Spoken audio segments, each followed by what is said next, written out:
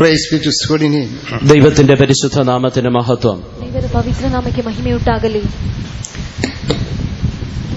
Shall we turn our Bible to Jeremiah chapter 33 verse 16. യിരെമ്യാ പ്രവചനം 33-ാം അധ്യായം 16-ാം വാക്യം വായിക്കാം. യിരെമ്യാಗೆ ಬರೆದ ಪ್ರವಾದನೆ ಪುಸ್ತಕ 36ನೇ ಅಧ್ಯಾಯ 13ನೇ ವಾಕ್ಯ. In those days shall Judah be saved, and Jerusalem shall dwell safely, and this is the name wherewith she shall be called, the Lord our righteousness. അന്നാളിൽ യഹൂദ രക്ഷിക്കപ്പെടും, യെരൂശലേം നിർഭയമായി വസിക്കും, അതിന് യഹോവ നമ്മുടെ നീതി എന്ന് പേർ പറയും. The Lord our righteousness. യഹോവ നമ്മുടെ നീതി. ಯೆಹೋವನು ನಮ್ಮ ನೀತಿವಂತನು. The margin it is mentioned Jehovah Sitkanu. അത് മറ്റു വാക്കുകളിൽ പറഞ്ഞ യഹോവ സിഡ്കേനു. ಮತ್ತಿನ ಮಾತಿನ ಹೇಳುವುದಾದರೆ ಯೆಹೋವನು ಚಿದ್ಕೀಯನು. That is, God is our righteousness. ദൈവം നമ്മുടെ നീതിയാകുന്നു. ದೇವರು ನಮ್ಮ ನೀತಿಯಾಗಿದ್ದಾನೆ. We must be found righteous in the sight of God. നാം ദൈവ മുമ്പാകെ നീതിമാന്മാരായി കാണപ്പെടണം. ನಾವು ದೇವರ ಮುಂದುಗಡೆ ನೀತಿವಂತರಾಗಿ ಕಾಣಲ್ಪಡಬೇಕು. Bible says there is no one righteous. ദൈവവചനം പറയുന്നത് ആരും നീതിമാന്മാരില്ല എന്നാണ്. ದೇವರ ವಾಕ್ಯ ಹೇಳುತ್ತದೆ ಯಾರು ಕೂಡ ನೀತಿವಂತರಿಲ್ಲ. All have committed sin and come short of the glory of God. എല്ലാവരും പാപം ചെയ്ത് ദൈവ തേജസ് ഇല്ലാത്തവരായി തീർന്നു. ಎಲ್ಲರೂ ಪಾಪ ಮಾಡಿ ದೇವರ ಪ್ರಭಾವ ಇಲ್ಲದವರಾಗಿದ್ದಾರೆ. No one is righteous by birth. ജനനത്താൽ ആരും നീതിമാന്മാരല്ല. ಹುಟ್ಟಿನಿಂದ ಯಾರು ನೀತಿವಂತರಲ್ಲ. But we are made righteous. എന്നാൽ നാം നീതിമാന്മാരാക്കി മാറ്റപ്പെടുന്നു. ಆದರೆ ನಾವು ನೀತಿವಂತರಾಗಿ ಮಾರ್ಪಡುತ್ತಿದ್ದೇವೆ. Oh, we are made righteous through the blood of Jesus. യേശുവിന്റെ രക്തത്താൽ നാം നീതിമാന്മാരായി മാറ്റപ്പെടുന്നു. ಯೇಸುವಿನ ರಕ್ತದ ಮೂಲಕ ನಾವು ನೀತಿವಂತರಾಗಿ ಮಾರ್ಪಡುತ್ತಿದ್ದೇವೆ. In Isaiah we read all our righteousness is like a filthy rag. യെശയ്യാ പ്രവചനത്തിൽ നാം വായിക്കുന്നുണ്ട്, നമ്മുടെ നീതി പ്രവൃത്തികളൊക്കെയും കറപ്പിരണ്ട തുണി പോലെ മാത്രമേ ഉള്ളൂ. ಯೆಶಾಯನ ಪ್ರವಾದಿಯ ಪುಸ್ತಕದಲ್ಲಿ ಹೇಳುತ್ತಾರೆ, ನಮ್ಮ ನೀತಿವಂತವೆಲ್ಲವೂ ಕಳೆ ಹೋಗಿರುವಂತಹ ಬಟ್ಟೆಯಂತಿದೆ. We need the righteousness of God. നമുക്ക് ദൈവത്തിന്റെ നീതി ആവശ്യമാണ്. ನಮಗೆ ದೇವರ ನೀತಿ ಅವಶ್ಯಕ. And we are made righteous through the blood of Jesus. നാം യേശുവിന്റെ രക്തത്താൽ നീതിമാന്മാരായി മാറ്റപ്പെടുന്നു. ನಾವು ಯೇಸುವಿನ ರಕ್ತದ ಮೂಲಕ ನೀತಿವಂತರಾಗಿ ಮಾರ್ಪಡುತ್ತೇವೆ. And when we receive water baptism, we are made righteous. നാം ജലസ്നാനം സ്വീകരിക്കുമ്പോൾ വീണ്ടും നീതിമാന്മാരാക്കപ്പെടുന്നു. ನಾವು ನೀರಿನ ದೀಕ್ಷಾ ಸ್ನಾನವನ್ನು ಹೊಂದುವಾಗ ಪುನಃ ನೀತಿವಂತರಾಗಿ ಮಾರ್ಪಡುತ್ತೇವೆ. Word of God says, Kingdom of God is not a meat and drink, but righteousness, peace, and joy in the Holy Ghost. ദൈവവചനം പറയുന്നത് ദൈവരാജ്യം ഭക്ഷണവും പാനീയവുമല്ല, നീതിയും സമാധാനവും പരിശുദ്ധാത്മാവിലുള്ള സന്തോഷവും അത്രേ. ದೇವರ ವಾಕ್ಯವು ಹೇಳುತ್ತದೆ, ದೇವರ ರಾಜ್ಯ ಅನ್ನ ವಸ್ತ್ರಕ್ಕಿರುವಂತದಲ್ಲ, ನೀತಿ ಸಮಾಧಾನ ಪವಿತ್ರತೆಗಾಗಿರುವಂತದೇ. So when we receive the Holy Spirit, we become righteous in the sight of God.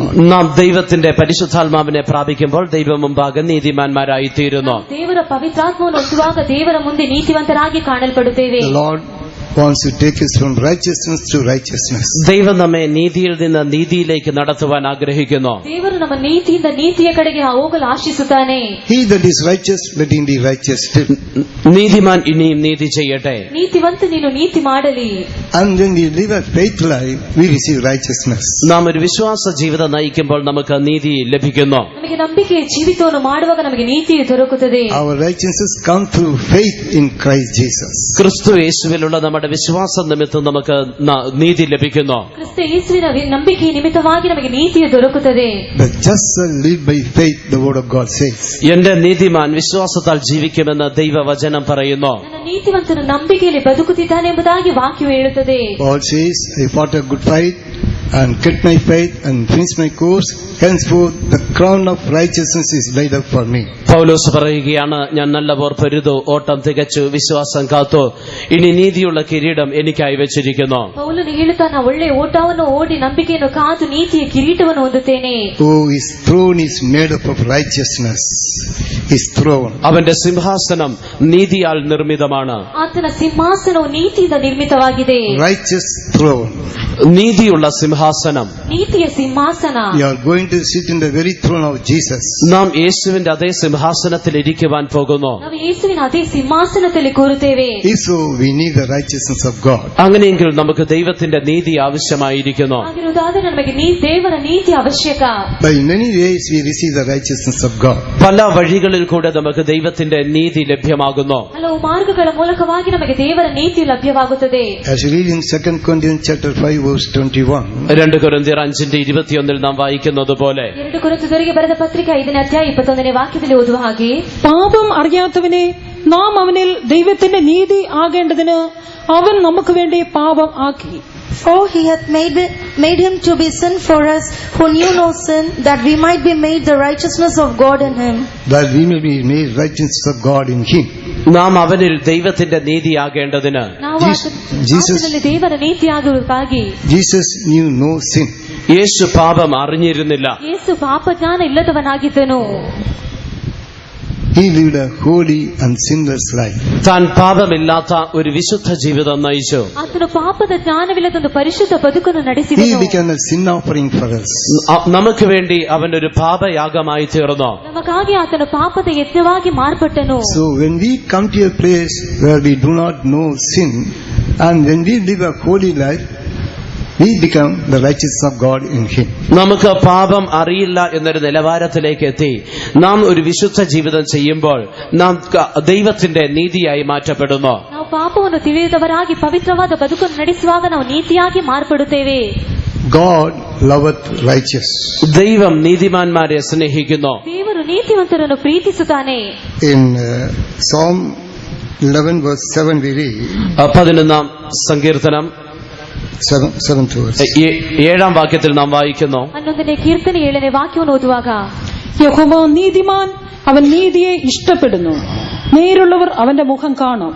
For the righteous Lord loveth righteousness, his countenance doth behold the upright. The righteous Lord loveth righteousness. യഹോവ നീതിമാൻ, അവൻ നീതിയെ ഇഷ്ടപ്പെടുന്നു. ನೀತಿ ಸ್ವರೂಪನಾದ ಯೆಹೋವನು ನೀತಿವಂತನು, ಆತನ ಸಜ್ಜನವನ್ನು ಆಶಿಸುತ್ತಾನೆ. And in Psalm 5 verse 12 we read, 5ാം സങ്കീർത്തനം 12ാം വാക്യത്തിൽ നാം വായിക്കുന്നു, 5ನೇ ಕೀರ್ತನೆ 12ನೇ ವಾಕ್ಯವನ್ನು ಓದುವಾಗ, God is also blessing the righteous. ദൈവം നീതിമാനെ അനുഗ്രഹിക്കുന്നു. ದೇವರು ನೀತಿವಂತನನ್ನು ಆಶೀರ್ವದಿಸುತ್ತಾನೆ. If you are righteous, God will bless us. നാം നീതിമാന്മാരാണെങ്കിൽ ദൈവം നമ്മെ അനുഗ്രഹിക്കും. ನಾವು ನೀತಿವಂತರಾಗುವುದಾದರೆ ದೇವರು ನಮ್ಮನ್ನು ಆಶೀರ್ವದಿಸುತ್ತಾನೆ. And before he is blessing us, he will try us also. നമ്മെ അനുഗ്രഹിക്കുന്നതിന് മുമ്പായി അവൻ നമ്മെ പരീക്ഷിക്കും. In Psalm 11 verse 5 we read, 11ാം സങ്കീർത്തനം 5ാം വാക്യത്തിൽ നാം വായിക്കുന്നു, യഹോവ നീതിമാനെ ശോധന ചെയ്യുന്നു. The Lord trieth the righteous. the Lord trieth the righteous. യഹോവ നീതിമാനെ ശോധന ചെയ്യുന്നു.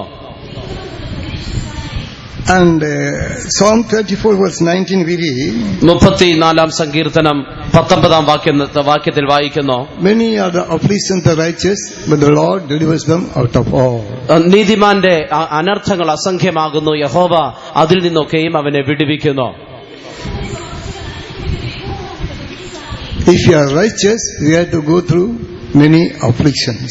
നാം നീതിമാന്മാരാണെങ്കിൽ പല കഷ്ടങ്ങളിൽ കൂടി കടന്നു പോകേണ്ടിയും വരും. But the Lord will deliver us out of all righteousness. ദൈവം നമ്മെ അതിൽ നിന്നൊക്കെയും വിടുവിക്കും. Oh, we must be found righteous in the sight of God. നാം ദൈവത്തിന്റെ ദൃഷ്ടിയിൽ നീതിമാന്മാരായി കാണപ്പെടണം. In the Word of God, in the Old Testament, we see many were righteous in the sight of God. ദൈവവചനത്തിൽ നാം പരിശോധിക്കുമ്പോൾ പഴയ നിയമകാലത്ത് അനേകർ ദൈവം മുമ്പാകെ നീതിമാന്മാരായി ജീവിച്ചത് നാം കാണുന്നു. Noah, Abraham, Noah, Abraham, they were all found righteous in the sight of God. അവരെല്ലാവരും ദൈവം മുമ്പാകെ നീതിമാന്മാരായിരുന്നു. ಅವರೆಲ್ಲರೂ ದೇವರ ಮುಂದೆ ನೀತಿವಂತರಾಗಿ ಕಾಣಲ್ಪಡುತ್ತಿದ್ದರು. James chapter 2 verse 23 we read, യാക്കോബ് 2ാം അധ്യായം 23ാം വാക്യത്തിൽ നാം വായിക്കുന്നു, ಯಾಕೋಬ 2ನೇ ಅಧ್ಯಾಯ 21ನೇ ವಾಕ್ಯವನ್ನು ಓದುವಾಗ, Abraham believed God and it was computed unto him for righteousness.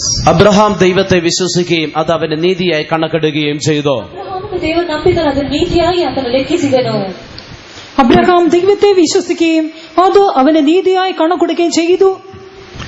That means righteous means they will believe in God. അതായത് നീതിമാൻ എന്ന് പറഞ്ഞാൽ അവർ ദൈവത്തിൽ വിശ്വസിക്കുന്നവരായിരിക്കും. ಅದಾದರೆ ನೀತಿವಂತರು ಎಂಬುದಾಗಿ ಹೇಳಿದರೆ ಅವರು ದೇವರನ್ನು ನಂಬುವರು. Today we will meditate about how Abraham was found righteous in the sight of God and how he was tried.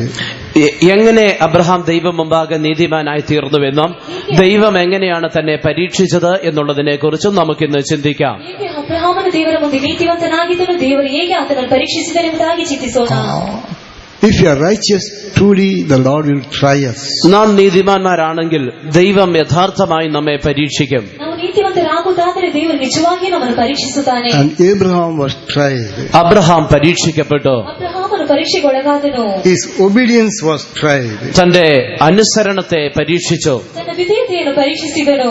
In Genesis chapter 12 verse 1 and 2 when we read, ഉൽപ്പത്തി പുസ്തകം 12-ാം അധ്യായം 1-2 വാക്യങ്ങൾ നാം വായിക്കുമ്പോൾ 12ನೇ ಅಧ್ಯಾಯ 1-2 ವಾಕ್ಯಗಳು ಓದುವಾಗ, the Lord told Abraham, get thee out of thy country and from thy kindred and from thy father's house unto a land that I will show thee, and I will make thee a great nation, and I will bless thee and make thy name great, and thou shalt be a blessing.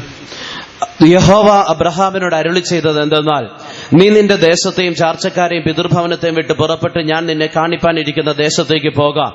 ഞാൻ നിന്നെ വലിയൊരു ജാതിയാക്കും, നിന്നെ അനുഗ്രഹിച്ച് നിന്റെ പേർ വലുതാക്കും, നീ ഒരു അനുഗ്രഹമായിരിക്കും.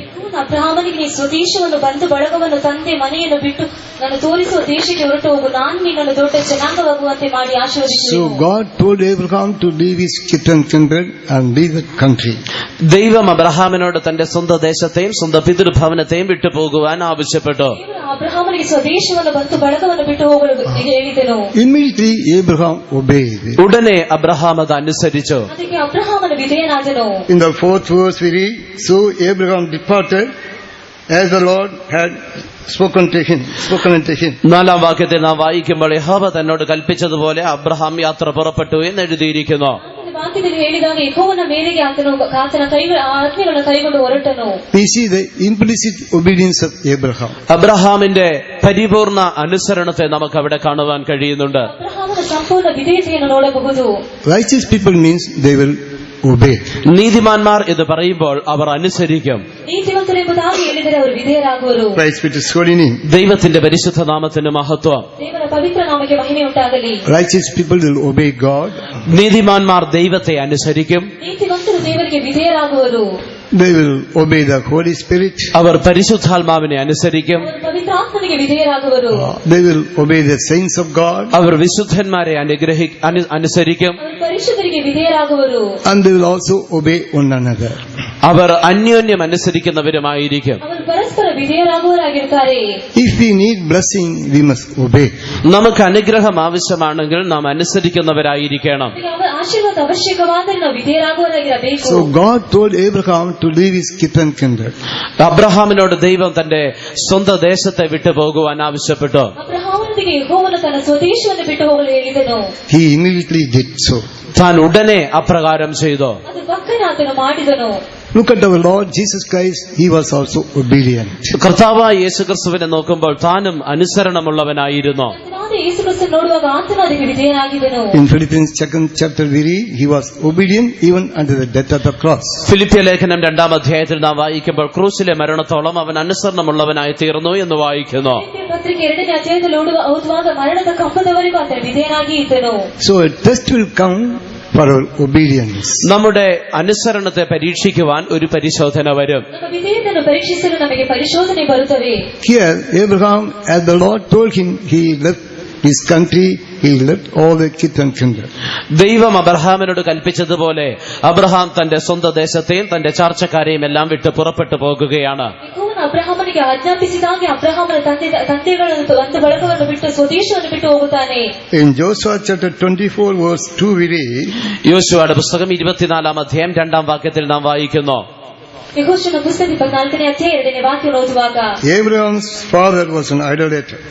അബ്രഹാമിന്റെ പിതാവ് ഒരു വിഗ്രഹാരാധിയായിരുന്നു. ಅಬ್ರಹಾಮನ ತಂದೆ ಒಬ್ಬ ವಿಗ್ರಹಾರಾಧಕನಾಗಿದ್ದನು. All his forefathers were the idol worshippers. തന്റെ പൂർവ്വ പിതാക്കന്മാരൊക്കെയും അപ്രകാരം ബിംബാരാധികളായിരുന്നു. ಪೂರ್ವ ಪಿತೃಗಳೆಲ್ಲರೂ ವಿಗ್ರಹಾರಾಧಕರಾಗಿದ್ದರು. So we must also depart from all those the idol worshippers. നാമും അപ്രകാരമുള്ള എല്ലാ അന്യ ദൈവങ്ങളെയും വിട്ട് പുറപ്പെടണം. ನಾವು ಆ ರೀತಿ ಅನ್ಯ ದೇವರುಗಳನ್ನು ಬಿಟ್ಟು ಹೊರಡಬೇಕು. In 1 Corinthians chapter 10 verse 14 we read, 1 കൊരിന്ത്യർ 10-ാം അധ്യായം 14-ാം വാക്യത്തിൽ നാം വായിക്കുന്നുവല്ലോ, ದೇವರ ಪತ್ರಿಕೆ 10ನೇ ಅಧ್ಯಾಯ 14ನೇ ವಾಕ್ಯವನ್ನು ಓದುವಾಗ, free idolatry. വിഗ്രഹാരാധന വിട്ടോടുവിൻ. ವಿಗ್ರಹಾರಾಧನೆಯನ್ನು ಬಿಟ್ಟು ಓಡಿರಿ. We must flee away from idolatry. നാം ബിംബാരാധന വിട്ട് ഓടുന്നവരായിരിക്കണം. ವಿಗ್ರಹಗಳನ್ನು ಬಿಟ್ಟು ಓಡುವರಾಗಿರಬೇಕು. Perhaps we may not literally worship the idols, നാം അക്ഷരീകമായി അപ്രകാരം ബിംബാരാധന നടത്തുന്നില്ലായിരിക്കും. ನಮ್ಮ ಅಕ್ಷರ ಪ್ರಕಾರವಾಗಿ ವಿಗ್ರಹಾರಾಧನೆ ಮಾಡದಿದ್ದರೂ ಕೂಡ but anything we love more than Jesus becomes an idol in our life. യേശുവിനേക്കാൾ അധികമായി നമ്മുടെ ജീവിതത്തിൽ നാം എന്തിനെങ്കിലും സ്നേഹിച്ചാൽ അത് നമ്മുടെ ജീവിതത്തിൽ ഒരു ബിംബമായി മാറുകയാണ്. ಯೇಸುವಿಗಿಂತಲೂ ಹೆಚ್ಚಾಗಿ ನಾವು ಯಾವುದನ್ನಾದರೂ ಪ್ರೀತಿಸಿದರೆ ನಮ್ಮ ಬದುಕಿನಲ್ಲಿ ವಿಗ್ರಹವಾಗಿ ಮಾರ್ಪಡುತ್ತದೆ. It may be a place or a person or anything.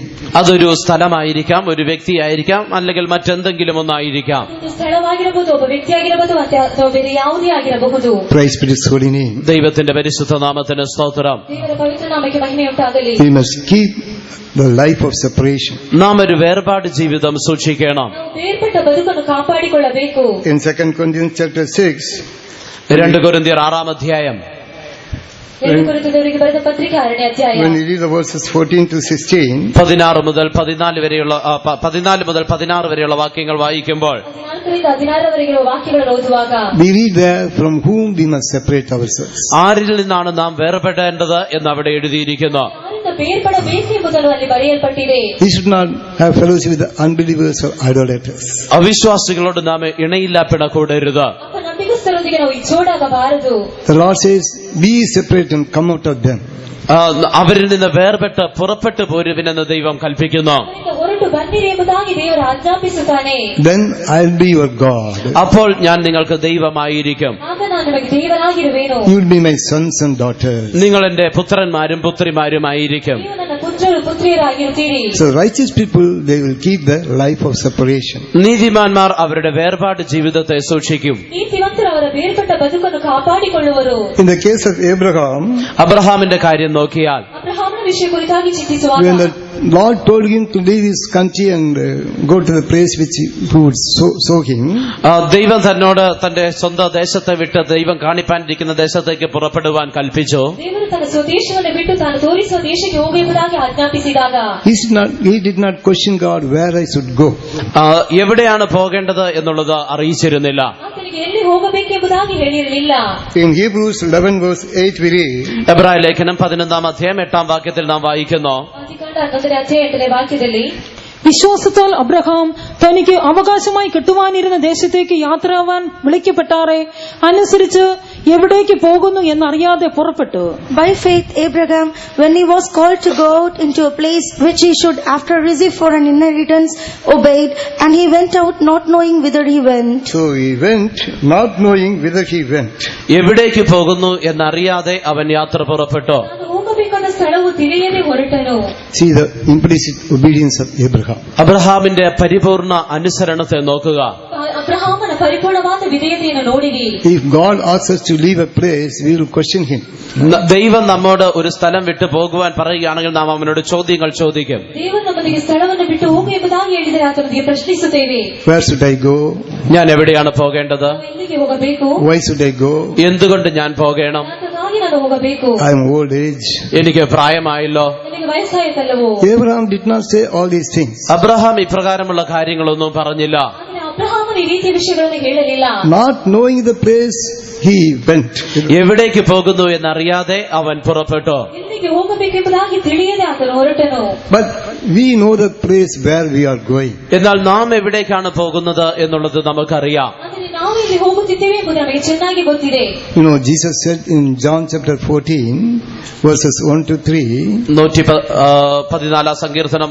No, John chapter 14. John 14-ാം അധ്യായം അതിന്റെ ആദ്യ വാക്യങ്ങളിൽ യേശു പറഞ്ഞു, ಯೋಹಾನನ ಸುವಾರ್ತೆ 14ನೇ ಅಧ್ಯಾಯ ಮೊದಲನೇ ವಾಕ್ಯದಲ್ಲಿ ಹೇಳುವಾಗ, Let not your heart be troubled. Believe in God, believe also in me. നിങ്ങളുടെ ഹൃദയം കലങ്ങിപ്പോകരുത്, എന്നിൽ വിശ്വസിപ്പിൻ, ദൈവത്തിൽ വിശ്വസിപ്പിൻ. ನಿಮ್ಮ ಹೃದಯವು ಕಳವಳಗೊಳ್ಳದಿರಲಿ, ನನ್ನನ್ನು ನಂಬಿರಿ, ದೇವರನ್ನು ನಂಬಿರಿ. There are many mansions in my Father's place. If not, I would have told you. എന്റെ പിതാവിന്റെ ഭവനത്തിൽ അനേക വാസസ്ഥലങ്ങളുണ്ട്, ഇല്ല എങ്കിൽ ഞാൻ നിങ്ങളോട് പറയുമായിരുന്നു. ನನ್ನ ತಂದೆಯ ಮನೆಯಲ್ಲಿ ಬಹಳ ಬಿಡಾರಗಳಿವೆ, ಅಲ್ಲಾದರೆ ಇಲ್ಲದಿದ್ದರೆ ಹೇಳುತ್ತಿದ್ದೇನೆ. I'll go to prepare a place for you. ഞാൻ നിങ്ങൾക്കായി ഒരു സ്ഥലം ഒരുക്കുവാൻ പോകുന്നു. ಸ್ಥಳವನ್ನು ಸಿದ್ಧ ಮಾಡಕ್ಕೆ ಹೋಗುತ್ತಿದ್ದೇನೆ. What is that place? ഏതാണ് ആ സ്ഥലം? ಯಾವ ಸ್ಥಳ? We all know that is New Jerusalem and Zion. നമുക്കെല്ലാം അറിയാം അത് പുതിയ യെരൂശലേമും സിയോനുമാകുന്നു എന്ന്. ಎಲ್ಲರಿಗೂ ತಿಳಿದಿದೆ, ಅದು ನೂತನ ಯೆರೂಸಲೇಮ್ ಚಿಯೋನ್. We know the place where we are going. നാം എവിടേക്കാണ് പോകുന്നത് എന്നുള്ളത് നമുക്കറിയാം. ನಾವು ಎಲ್ಲಿಗೆ ಎಲ್ಲಿಗೆ ಹೋಗುತ್ತಿದೆ ಎಂಬುದಾಗಿ ನಮಗೆ ಗೊತ್ತಿದೆ. So how much obedience we should show? അങ്ങനെയെങ്കിൽ നാം എത്രയധികം അനുസരണം കാണിക്കണം. ಹಾಗಿರುವುದಾದ್ರೆ ನಾವು ಎಷ್ಟಿನ ಮಟ್ಟಿಗೆ ವಿಧೇಯರಾಗಿರಬೇಕು. Oh, we are going to New Jerusalem and Zion. നാം പുതിയ യെരൂശലേമിലേക്കും സിയോനിലേക്കും പോകുന്നവരാണ്. ನಾವು ನೂತನ ಯೆರೂಸಲೇಮ್ ಚಿಯೋನಿಗೆ ಹೋಗುವವರು. We will show this obedience till the very end. നാം അവസാനത്തോളം അനുസരണമുള്ളവരായി കാണപ്പെടണം. ಅಂತ್ಯದವರೆಗೂ ವಿಧೇಯರಾಗಿ ಕಾಣಲ್ಪಡಬೇಕು.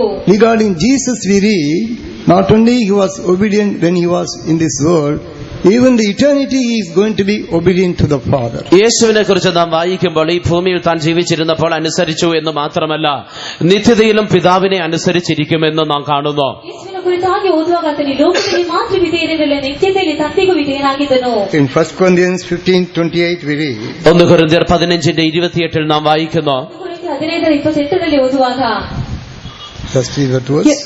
എന്നാൽ അവന് സകലവും കീഴ്പ്പെട്ട് വന്ന ശേഷം ദൈവം സകലത്തിലും സകലവും ആകേണ്ടതിന് പുത്രൻ താനും സകലവും തനിക്ക് കീഴാക്കി കൊടുത്തവന് കീഴ്പ്പെട്ടിരിക്കും.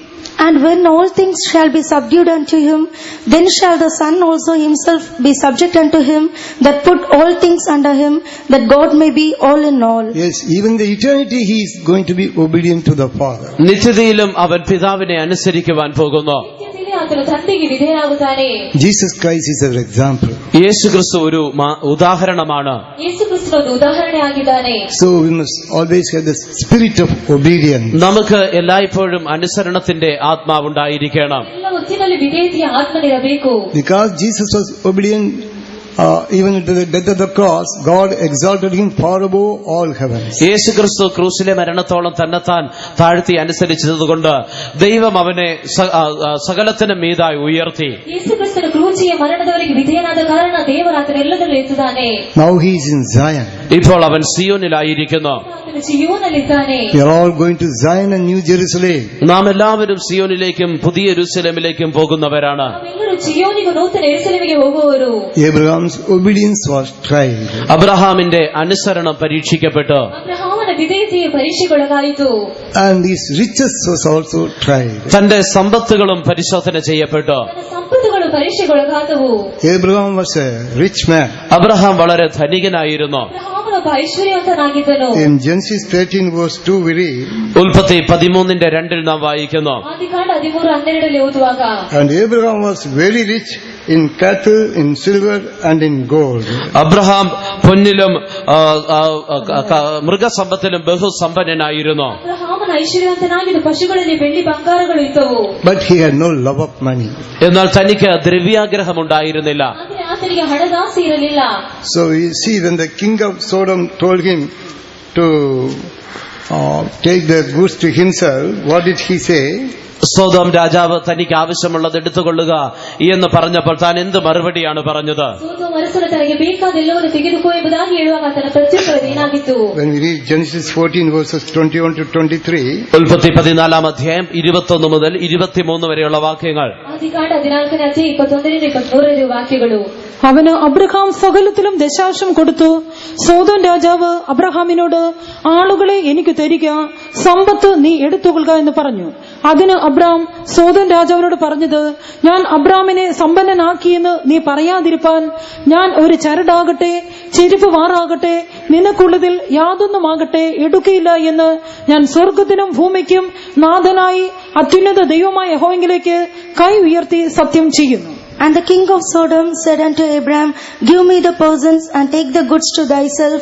And Abram said to the king of Sodom, I have lifted up mine hand unto the Lord, the most high God, the possessor of heaven and earth, that I will not take from a thread even to a shoe latchet, and that I will not take anything that is thine, lest thou shouldest say, I have made Abram rich. see, he said, I will not take anything that is thine. നിന്റേതായിട്ടുള്ള ഒന്നും എനിക്ക് വേണ്ട. ನಿನಗಾಗಿರುವ ಏನು ನನಗೆ ಬೇಡ. He said, the Lord, the Most High God, is the possessor of heaven and earth. സ്വർഗത്തിനും ഭൂമിക്കും നാഥനായി അത്യുന്നതനായ ദൈവം, ಭೂಮಿ ಆಕಾಶಗಳ ನಿರ್ಮಾಣ ಮಾಡಿದ ಪರಾತ್ಪರನಾಗಿರುವ ಯೆಹೋವನು. Abraham did not have love of money. അബ്രഹാമിന് ദ്രവ്യാഗ്രഹം ഉണ്ടായിരുന്നില്ല. ಅಬ್ರಹಾಮನಿಗೆ ಹಣದಾಸೆ ಇರಲಿಲ್ಲ. If you have riches, that will be tried. നമുക്ക് സമ്പത്തുണ്ടെങ്കിൽ അതും പരീക്ഷിക്കപ്പെടും. ನಮ್ಮ ಸಂಪತ್ತು ಇದ್ದರೂ ಅದು ಪರೀಕ್ಷೆಗೊಳಗಾಗುತ್ತದೆ. Children of God should not have the love of money. ദൈവമക്കൾക്ക് ദ്രവ്യാഗ്രഹം ഉണ്ടായിരിക്കാൻ പാടില്ല. ದೇವರ ಮಕ್ಕಳಿಗೆ ಹಣದಾಸೆ ಇರಬಾರದು. In 1 Timothy we read, 1 തിമോത്തിയോസിൽ നാം വായിക്കുന്നു, ಒಂದು ತಿಮೋಥಿಗೆ ಬರೆದ ಪತ್ರಿಕೆಯಲ್ಲಿ ಓದುವಾಗ I think 6:10, 6:10 തോന്നുന്നു, 6:10 the love of money is the root of all evil. ദ്രവ്യാഗ്രഹം സകലവിധ ദോഷത്തിനും മൂലമല്ലോ. ಹಣದಾಸೆ ಎಲ್ಲಾ ತರದ ಕೆಟ್ಟತನಕ್ಕೂ ಕಾರಣವಾಗಿದೆ. Love of money is the root of all evils. ദ്രവ്യാഗ്രഹം സകലവിധ ദോഷത്തിനും കാരണമാകുന്നു. ಆಸೆ ಎಲ್ಲಾ ತರದ ಕೆಟ್ಟತನಕ್ಕೆ ಮೂಲ ಕಾರಣ. Even so, Abraham was a great rich man. He did not have the love of money. Abraham ഒരു വലിയ സമ്പന്നനായിട്ട് പോലും തനിക്ക് ദ്രവ്യാഗ്രഹം ഉണ്ടായിരുന്നില്ല. ಅವನು ದೊಡ್ಡ ಐಶ್ವರ್ಯವಂತವನಾಗಿದ್ದರೂ ಕೂಡ ಆತನಲ್ಲಿ ಹಣದಾಸೆ ಇರಲಿಲ್ಲ. Perhaps you may say, I don't have any riches. I don't have any property or land. I am very poor. You may say like that. ഒരുപക്ഷെ നിങ്ങൾ പറഞ്ഞേക്കാം, എനിക്ക് വലിയ സമ്പത്തൊന്നുമില്ല, എനിക്ക് നിലങ്ങളോ സ്ഥലമോ വസ്തുവകയോ ഒന്നുമില്ല, ദരിദ്രനാണ് എന്ന് പറഞ്ഞേക്കാം. ಒಂದು ವೇಳೆ ನೀವು ಹೇಳಬಹುದು, ನಾನು ದೊಡ್ಡ ಐಶ್ವರ್ಯವಂತನಲ್ಲ, ನನಗೆ ಸ್ಥಳ ಯಾವುದಿಲ್ಲ ಎಂಬುದಾಗಿ ಹೇಳಬಹುದು. But remember, the Lord has made us rich in faith. എന്നാൽ ദൈവം നമ്മെ വിശ്വാസത്തിൽ സമ്പന്നരാക്കി തീർത്തിരിക്കുന്നു എന്ന് ഓർക്കണം. ಆದರೆ ದೇವರು ನಮ್ಮ ನಂಬಿಕೆಯಲ್ಲಿ ಐಶ್ವರ್ಯವಂತರಾಗಿ ಮಾಡಿದ್ದಾನೆ ಎಂಬುದಾಗಿ When we ಚಿಂತಿಸಬೇಕು. read James chapter 2 verse 5, യാക്കോബ് 2:5 നാം വായിക്കുമ്പോൾ, ಯಾಕೋಬನ ಪತ್ರಿಕೆ 2ನೇ ಅಧ್ಯಾಯ 5ನೇ ವಾಕ್ಯವನ್ನು ಓದುವಾಗ, the Lord has chosen the poor of this world ഈ ലോകത്തിൽ ദരിദ്രരായവരെ ദൈവം തിരഞ്ഞെടുത്ത് ಈ ಲೋಕದಲ್ಲಿ ದರಿದ್ರರಾದವರನ್ನು ದೇವರು ಆರಿಸಿಕೊಂಡರು, and make them rich in faith. വിശ്വാസത്തിൽ സമ്പന്നരാക്കി തീർത്തിരിക്കുന്നു. ನಂಬಿಕೆಯಲ್ಲಿ ಸಂಪನ್ನಾಗಿ ಮಾಡಿದ್ದಾನೆ. So we are rich in faith. നാം വിശ്വാസത്തിൽ സമ്പന്നരാണ്. ನಾವು ನಂಬಿಕೆಯಲ್ಲಿ ಐಶ್ವರ್ಯವಂತರು. Our faith may be tried. നമ്മുടെ വിശ്വാസവും ശോധന ചെയ്യപ്പെടും. ನಮ್ಮ ನಂಬಿಕೆಯು ಪರೀಕ್ಷೆಗೊಳಗಾಗುತ್ತದೆ. A trial will come how much we are rich in faith. വിശ്വാസത്തിൽ നാം എത്രത്തോളം സമ്പന്നരായിരിക്കുന്നു എന്ന് അറിയുവാൻ ഒരു പരീക്ഷ വരും. ನಂಬಿಕೆಯಲ್ಲಿ ನಾವು ಎಷ್ಟರ ಮಟ್ಟಿಗೆ ಐಶ್ವರ್ಯವಂತರಾಗಿದ್ದೇವೆ ಎಂಬುದಕ್ಕಾಗಿ ಒಂದು ಪರೀಕ್ಷೆ ಬರುತ್ತದೆ. So we must prove that we are rich in faith. നാം വിശ്വാസത്തിൽ സമ്പന്നരാണ് എന്ന് നാം തെളിയിക്കണം. ನಾವು ನಂಬಿಕೆಯಲ್ಲಿ ಐಶ್ವರ್ಯವಂತರೆಂಬುದಾಗಿ ಪ್ರಕಟಪಡಿಸಬೇಕು. Even though we may be poor in this world, but we are rich in faith. ഒരുപക്ഷെ നാം ഈ ലോകത്തിൽ ദരിദ്രരാണെങ്കിൽ തന്നെ വിശ്വാസത്തിൽ സമ്പന്നരായിരിക്കുന്നു. ನಾವು ಈ ಲೋಕದಲ್ಲಿ ದರಿದ್ರರಾಗಿದ್ದರೂ ಕೂಡ ನಂಬಿಕೆಯಲ್ಲಿ ಐಶ್ವರ್ಯವಂತರು. All our spiritual riches will be tried. നമ്മുടെ സകല ആത്മീക സമ്പത്തുകളെയും ശോധന ചെയ്യും. ನಮ್ಮ ಎಲ್ಲ ಆತ್ಮಿಕ ಸಂಪತ್ತುಗಳು ಪರೀಕ್ಷೆಗೊಳಗಾಗುತ್ತವೆ.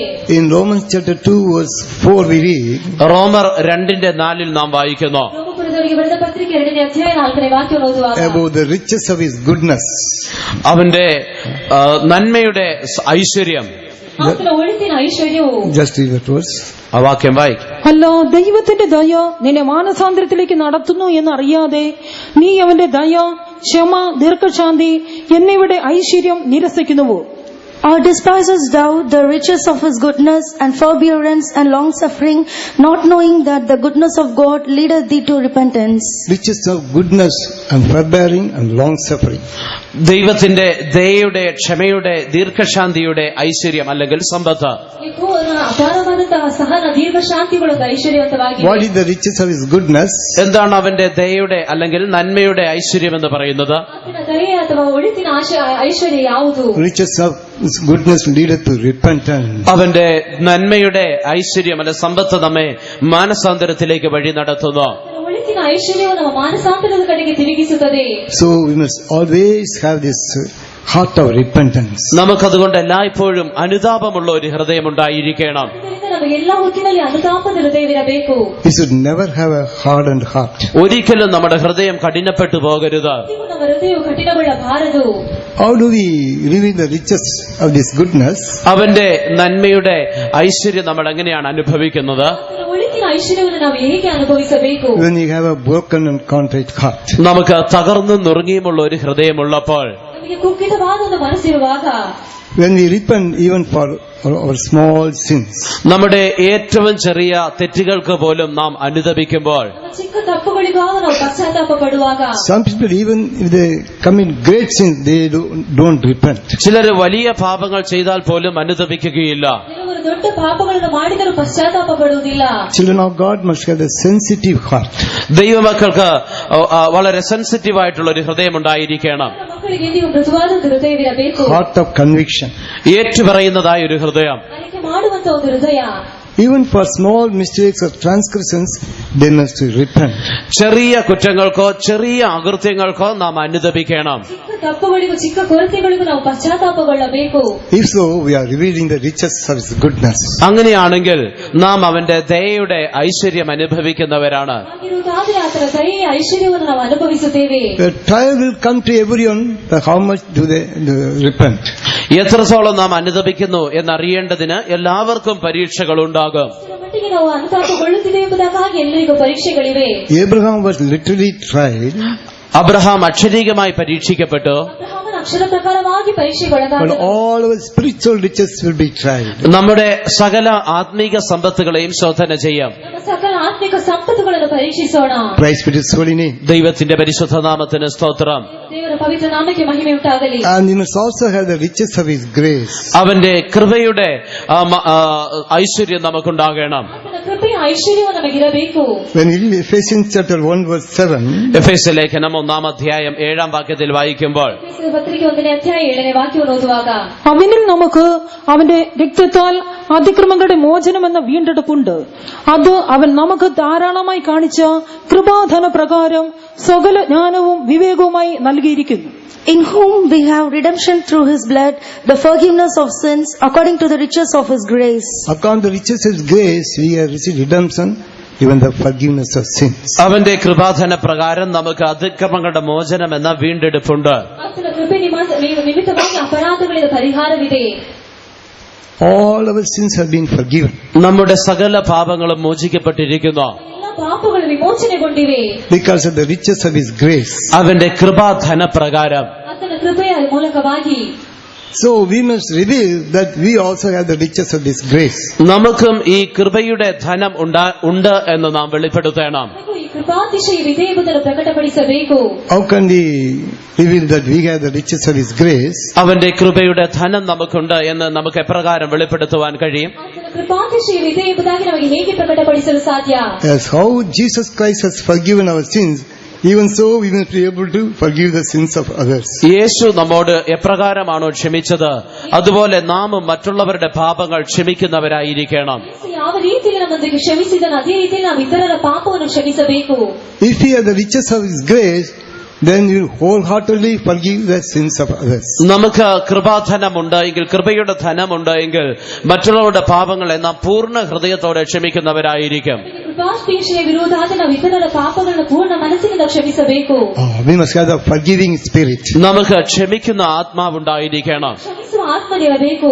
So when we have that forgiving spirit, and when you are able to forgive others wholeheartedly, then we reveal that we have this riches of His grace. നമുക്ക് ക്ഷമിക്കുന്ന ആത്മാവുണ്ടായി നാം പൂർണ്ണ ഹൃദയത്തോടെ മറ്റുള്ളവരോട് ക്ഷമിക്കുമ്പോൾ നമുക്ക് ദൈവത്തിന്റെ കൃപയുടെ ധനം വെളിപ്പെടുത്തുവാൻ കഴിയും. ನಮಗೆ ಕ್ಷಮಿಸುವ ಆತ್ಮನಿರೋಧಾದ ನಾವು ಇತರರ ಪಾಪಗಳು ಕ್ಷಮಿಸುವುದಾದರೆ ದೇವರ ದಯೆಯು ಪ್ರಕಟಗೊಳ್ಳುತ್ತದೆ.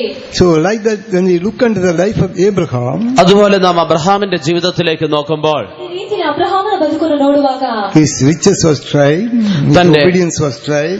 തന്റെ സമ്പത്ത് പരീക്ഷിക്കപ്പെട്ടു, തന്റെ അനുസരണം ശോധന ചെയ്യപ്പെട്ടു. ತನ್ನ ಐಶ್ವರ್ಯವಂತವು ತನ್ನ ವಿಧೇಯತೆ ಎಲ್ಲವೂ ಪರೀಕ್ಷೆಗೊಳಗಾದವು. Even so, all our spiritual riches will be tried. അതുപോലെ എല്ലാ ആത്മീക നന്മകളും അല്ലെങ്കിൽ സമ്പത്തും ശോധന ചെയ്യപ്പെടും. ಅದೇ ರೀತಿಯಲ್ಲಿ ಆತ್ಮಿಕ ಒಳಿತುಗಳು ಸಂಪತ್ತುಗಳೆಲ್ಲವೂ ಪರೀಕ್ಷೆಗೊಳಗಾಗುತ್ತವೆ. And Abraham was a lover of peace.